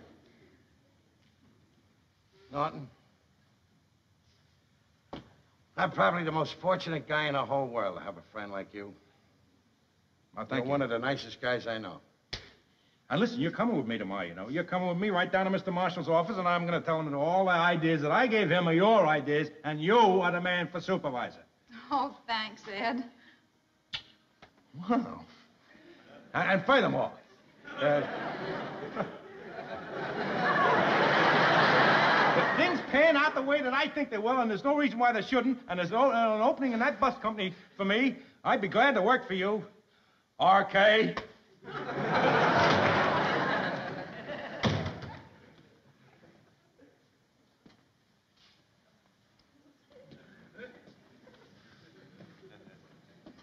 Guy's a pretty nice guy, ain't he? One of the best guys in the whole world. You better write that down, Ralph, before you forget it. I'll write this down, too. Baby, you're the greatest.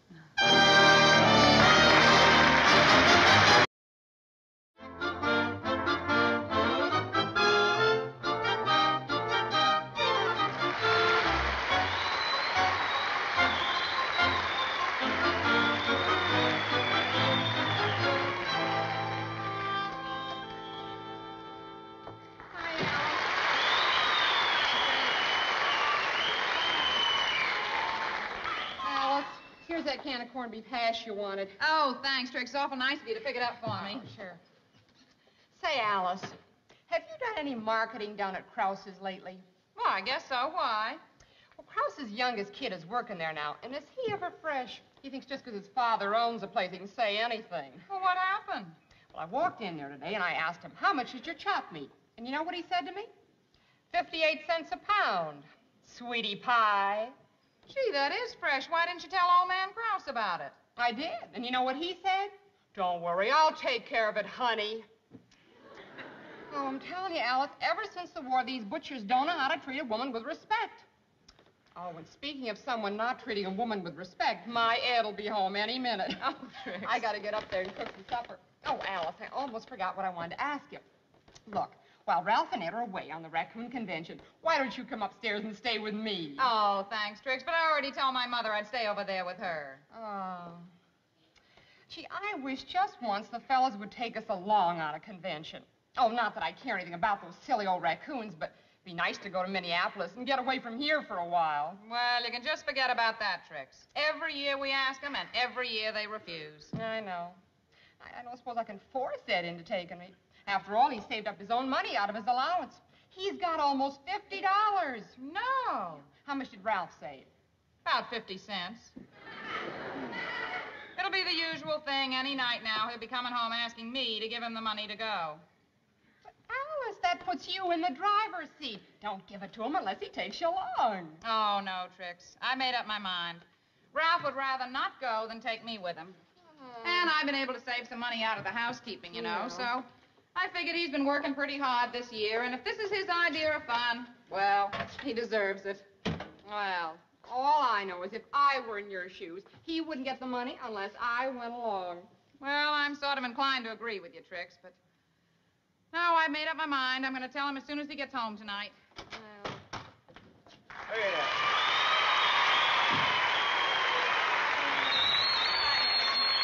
Well, what do you say there, Alice? Well, Trixie, I figured that you'd be down here. Why aren't you upstairs making my supper? Oh, Ed, I was just going up. Hey, Alice, why don't you come up with me? I'm going to call Mildred about the card game tonight, and with you there, we could settle everything. Oh, okay. If you don't mind, Alice, I'll hang around on the premises here and wait till Ralph gets home. All right, Ed. By the way, what is for supper? Chop meat. Oh. Oh, and that reminds me, Ed. What? You know that young Krause kid that's working downstairs for his father now? Yeah? Boy, has he got some nerve. I walked in there today and asked him, how much is your chop meat? Yeah. And you know what he said? What? 58 cents a pound. Sweetie pie. Boy, oh boy, you're not going in that shop again. I don't blame you for getting mad. What a nerve. 58 cents a pound for chopped meat. And I was referring to him calling me sweetie pie. Well, what do you want him to call you? Lover lips? He hardly knows you. Ed. Come on, Alice. Go, go, go.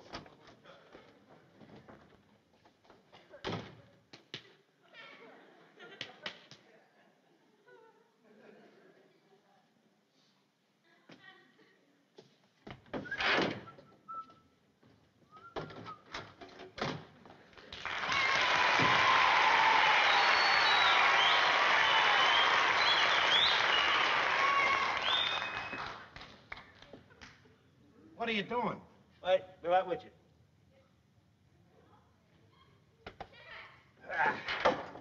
Now, what was that all about? Oh, I just set my watch.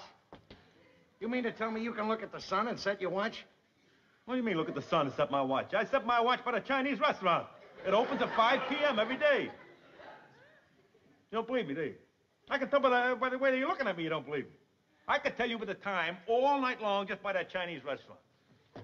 For instance, they start cooking the egg foo young at 5:26. The first whiffs of that reach my apartment window upstairs at about 5:28. And they reach your window at about 5:27 and 56 seconds.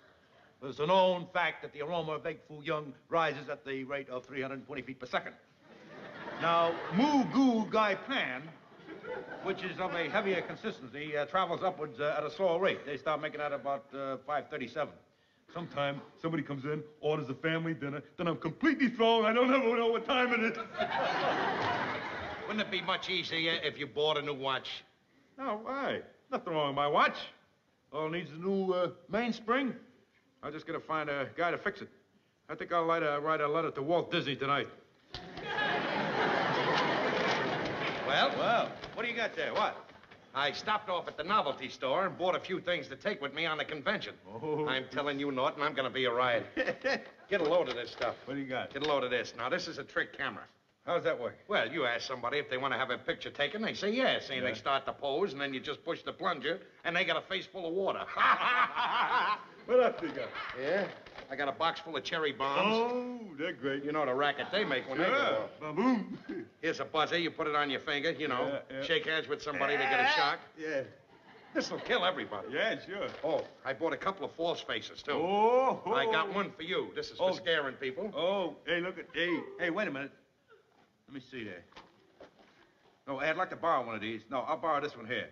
See, because I want to wear it. Well, I want to wear it down the sewer tomorrow, you know, just for laughs. That one looks just like my boss, and he'll get his feelings hurt. He'll think I'm making fun of him. What else? Oh, what else? Here's a fake box of candy. Oh. You know, you say, have a piece of candy to someone. Yeah. They grab the box and... Woo-hoo! A load of that. I don't know. It's kind of subtle. I don't think they'll get it. They really come out of there, don't they? Pick those up. Yeah. And here is the pièce de resistance. What? These are just the right consistency. Bags for filling with water, dropping out of the hotel windows. Oh, boy. Hey, remember last year at the convention when the cops were cracking down on people, you know, that were throwing bags full of water out? Yeah. Didn't stop me none, boy. I just got the paper bag, fill it full of water, 1, 2, 3, let it ride. What happened? I almost drowned. The window was closed. Well, with you doing it, that figures. Well, we're going to have fun this year at the convention. A regular ball. Hey, I saved up some money. I know that. I got about $50. What about you? Well, I haven't any money yet, but I know where to get some. Good day, sir. It's very nice to meet you. Wait a minute. I don't mean you, Norton. I'm going to get it from Alice. You're going to get it from Alice? Yeah, and I'm going to get it tonight, too. Look, every year you try the same thing. You ask Alice for money, and she turns you down. Well, she's not going to turn me down this year because I have a plan that can't miss. I've heard that phrase turned before. May 3rd, 1953. Ralph Cramden in search for money, for capital, to enter his no-cal pizzeria. Says, I have a surefire plan of getting the money. It can't fail. Alice Cramden says, no, unquote. All things are as they were then, except you are there. Oh, shut up. Don't worry, I'm not going to miss this time because I'm making the supreme sacrifice. What do you mean? Well, I figured it out. There's only one way for me to get the money. I'm going to take Alice on the convention with me. You are what? I know how you feel, Norton, but what am I going to do? It's the only way I can get the dough. I got to take her with me. Oh, wait a minute. Well, don't ask Alice, because if you do that, Trixie will make me take her. Well, I'll have Alice. But I don't want to take Trixie. She was away with me once on a trip. Boy, she was on my neck all the time, nagging. I couldn't go bowling. I couldn't shoot pool. She just ruined everything. When was that? On our honeymoon.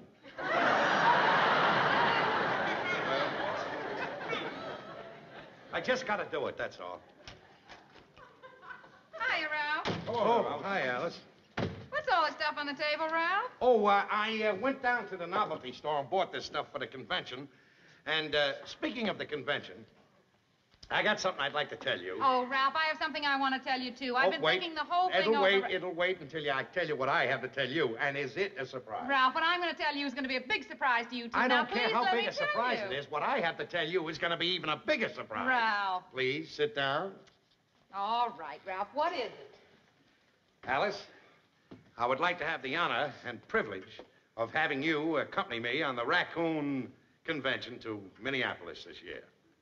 Ralph, you mean you want me to go with you? I don't mean anything else. But all those other years, Ralph, you never wanted to take me. That's when I made some of the biggest mistakes of my life. Man can't have any fun at a convention unless he takes his wife along, right, Norton? Yeah. Well, what is your answer? Are you sure you really want me to go, Ralph? What other reason could I have for asking you? Oh, then I'd love to go. All right, fine. Now get the money you got hid so we can make the plans. Well, it's in the bedroom, Ralph, the top drawer of the dresser. Oh, all right. Say, what was the big surprise you were going to tell me? Well, I guess it's not so much of a surprise now, Ralph. You see, then I didn't know that you wanted me to go to the convention with you. But I'd already decided to give you the money to go to the convention by yourself. Oh. What? I'd already decided to give you the money to go to the convention by yourself. Oh, we're going to have such a wonderful time, Ralph. I tell you what, I'll go in and get the money, and you sit down here and figure out exactly what we're going to need.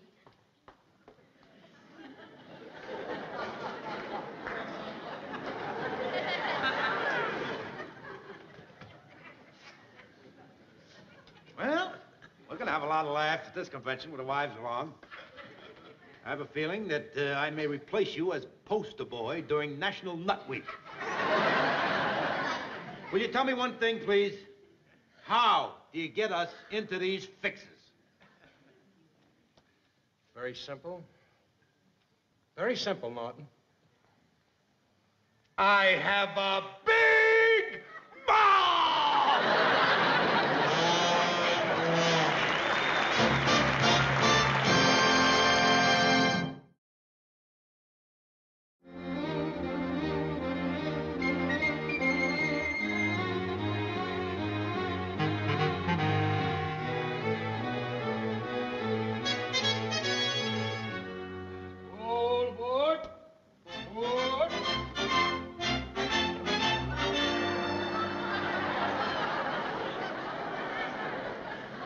I found it. It's upper 3 and lower 3. Hey,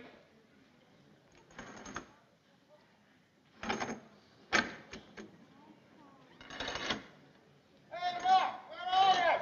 Right down here.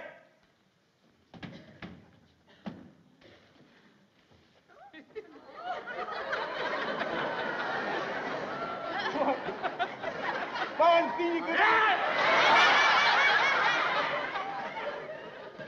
What is the matter with you? What? You trying to give me a heart attack or something? Running in here wearing that mask? Having a little fun, that's all. I want to try it out. See how it All works. right, have fun. But wait till we get to Minneapolis. We'll be there tomorrow. Oh, another thing. What happened to you in the station? I looked all over for you. Oh, I stopped at one of those novelty counters there in the station. You know, I got some more stuff. Oh, I got a lot of good stuff. You know. Well, never mind that. Where are the girls? Huh? I say, where are the girls? I don't know. I thought they were with you. What do you mean with me? I left them in the coffee shop. Oh. Well, I don't know. They were on the train. They're probably looking for us. Well, we have nothing to worry about. They got the tickets. They know where the birds are. Certainly. Let's get rid of the bags. What time is it? Quarter. Come on, Stop. the train is getting Hey, ready stop. to leave. Stop. I don't know what time. Well, ask somebody and find out what time it is. Conductor, Yes, pardon sir? me. Are there any Chinese restaurants on the station? Will you? We'd like to know what time it is. Oh, certainly, certainly. Just about 11:15. We'll be pulling out any second now. Pulling out any second. Wait a minute, conductor. Yeah? Did you happen to see our wives as you were coming through the train? Mine is a red-headed one. His is a blonde. Mine is wearing a checkered coat, and his has an imitation dyed rabbit fur coat on. No, sir, I'm sorry I haven't seen them. Hey, they're liable to miss this train. Hey. They don't get here in a second. We're a cinch to miss them. Or maybe they're on one of the other trains. Hey, wouldn't that be terrible? They'd have to wait until, tomorrow night to get another train to Minneapolis. That would give us one whole free day at the convention. Wouldn't that be terrible? Yeah! Hey, maybe they did really miss it. What are you worried about? The worst thing that can happen is they get the train tomorrow night from Minneapolis. They got their own tickets. I guess you're right. Well, let's get to bed, Norton. Yeah. Hey. Because tomorrow starts about 5 days of hilarity. You know, these conventions are certainly good. You know, they give you freedom. Let yourself go for a couple of days. I know. Live it up. That's what I like. Real, unbound fun. Good, clean fun. Exactly. Well, let's get a good night's sleep. Hey, look. Look at these. Well, what fun I'm going to walk along the street in Minneapolis, see? I tap somebody on the shoulder, say, pardon me. They look around to see who it is, and I go, boo!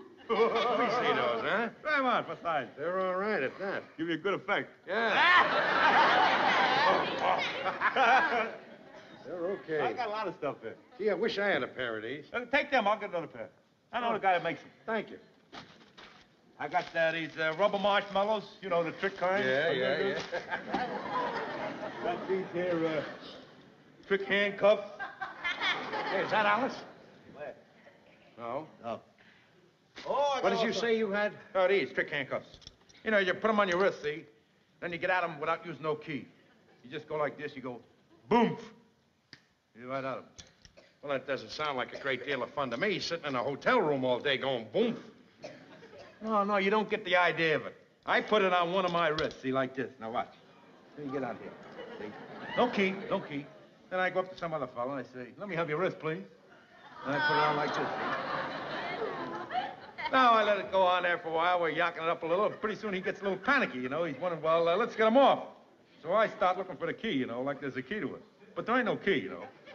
So I'm looking all over, and then he gets real good and panicky, you know, because he's handcuffed to me. So I'm starting looking. When he gets real scared, then I just go, boom, and they're off. And that's supposed to be funny? Oh, yeah. Personally, I think the bulging eyes are much funnier than the handcuffs. You do? Now, would you mind saying boom and let us get out of here? All right. Boom. Come on, say boom and get me out. Boom. You're not booming right, Norton. I'm bumping, right? Watch out the way you bump. Let's do it together now. 1, 2, 3, boom. All right, I had enough of the bumping. Now get the key out and open them up. There ain't no key. You gotta bump your way out. I'll bump you out of the whole car. Oh, come on, bump me out I of don't it. understand it. I work with a clerk. That's the thing with 1, 2, 3, bump, and we're out of it. Just wait a minute. Just be calm. Take it easy. Have a marshmallow. Thank you.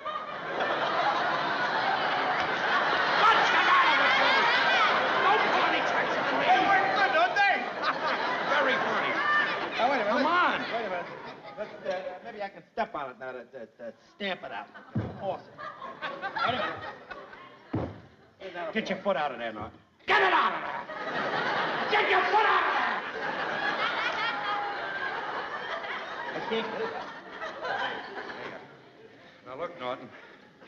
I'm going to give you one more bump. And you better get me out of these handcuffs. All right.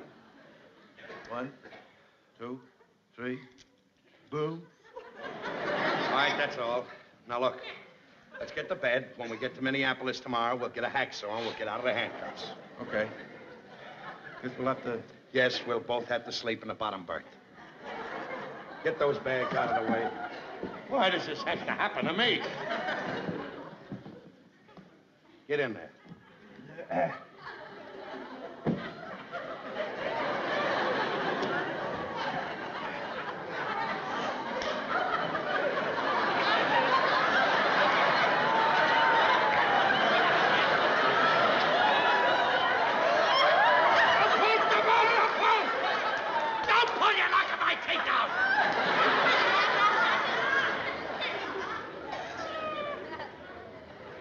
Good night.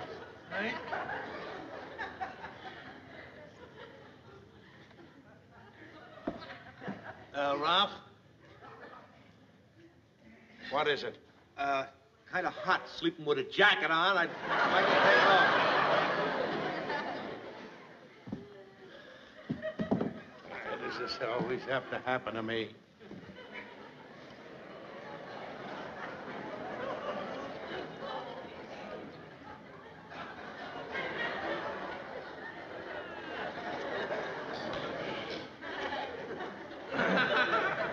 I wonder what went wrong. Well, I guess we'll just have to sleep with our jackets on. Now get in there! All right. Want to give it another boom? Get in there. Now watch out for my teeth. Yes.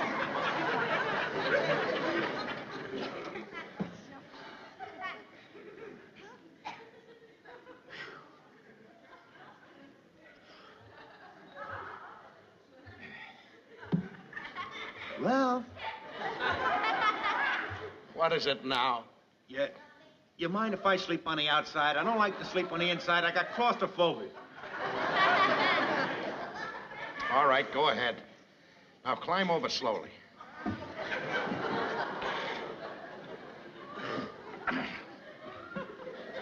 Ow! You're breaking my arm! Well, you're on my coat. Now, will you go to sleep? Yeah.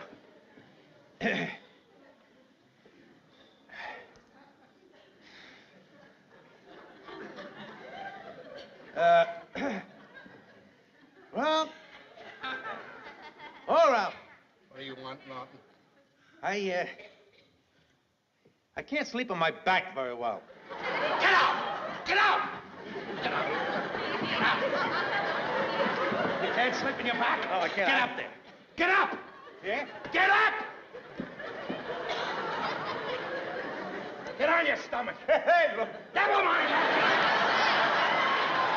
Bring your arm over.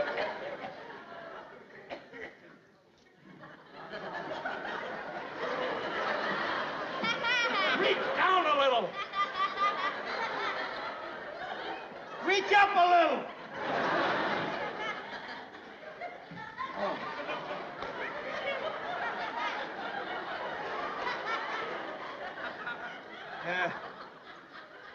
Hey, I wonder where the girls are. I wonder if they really missed the train. You know, if they did, I'm glad they did, because if they were along, there'd be nothing but trouble. You shut up and go to sleep.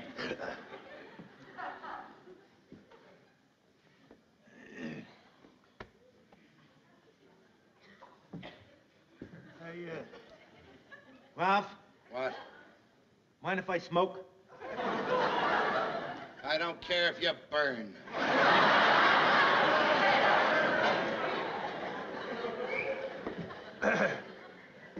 Do you have a cigarette? No, I don't have a cigarette. There are some in one of my suitcases right underneath your bunk. Would you mind getting me one? All right. Get down. Huh? Get down. Down? Get down. Get down. All right. Get under there. Get him out. Yeah. Get him out. Sure. Hurry up. Yeah. All right. Now, I want to ask you a question. Right. You got the cigarettes? Oh, yeah. All right, now. I want you to go up there, but before you go, I want to know a few things. Are you thirsty? No. Are you hungry? No. Everything's fine? Sure. Okay. Now that I've asked you that, get up there. Get up there.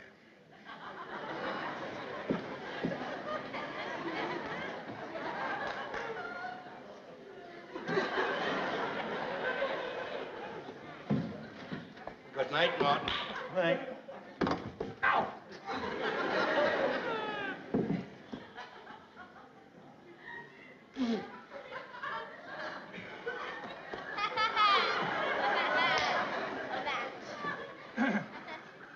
Ralph, you forgot to ask me one thing. Did I want a match?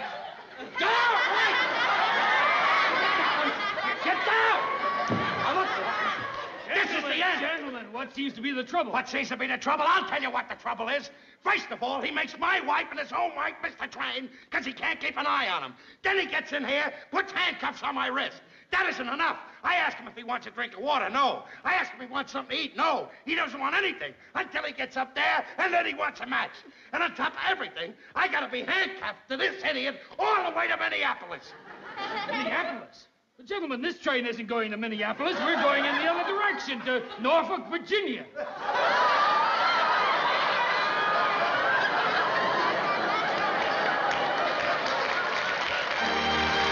Xin chào các bạn, hôm nay mình sẽ hướng dẫn các bạn tô màu bức tranh màu trái gối hình trái tim có chữ Happy Valentine đây này, các bạn cùng mình tô bức tranh này nha.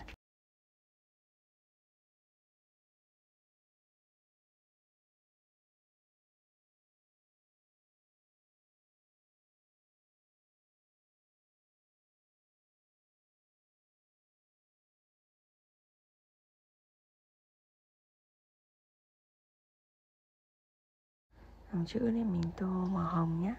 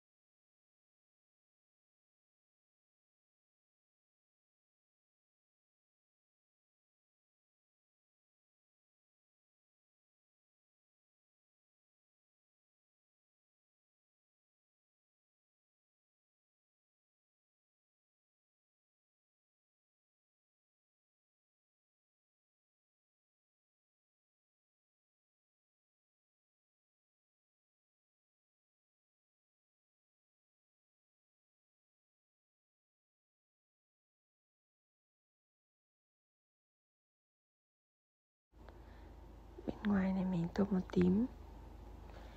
Các bạn nhớ theo dõi hết video để xem thành quả của mình nhé.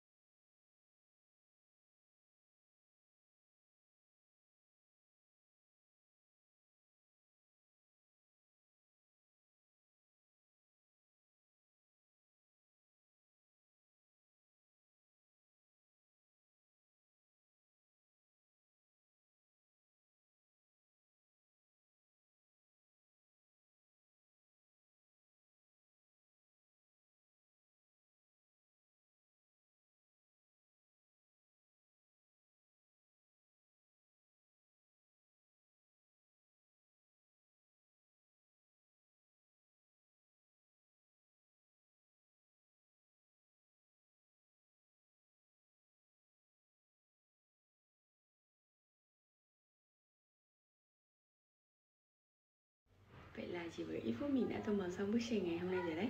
Các bạn hãy cho mình biết ý kiến của các bạn về bức tranh này nha. Video của mình xin được kết thúc ở đây. Các bạn đừng quên nhấn like và đăng ký kênh ở phía dưới để theo dõi những video tiếp theo của mình nhé. Bye bye.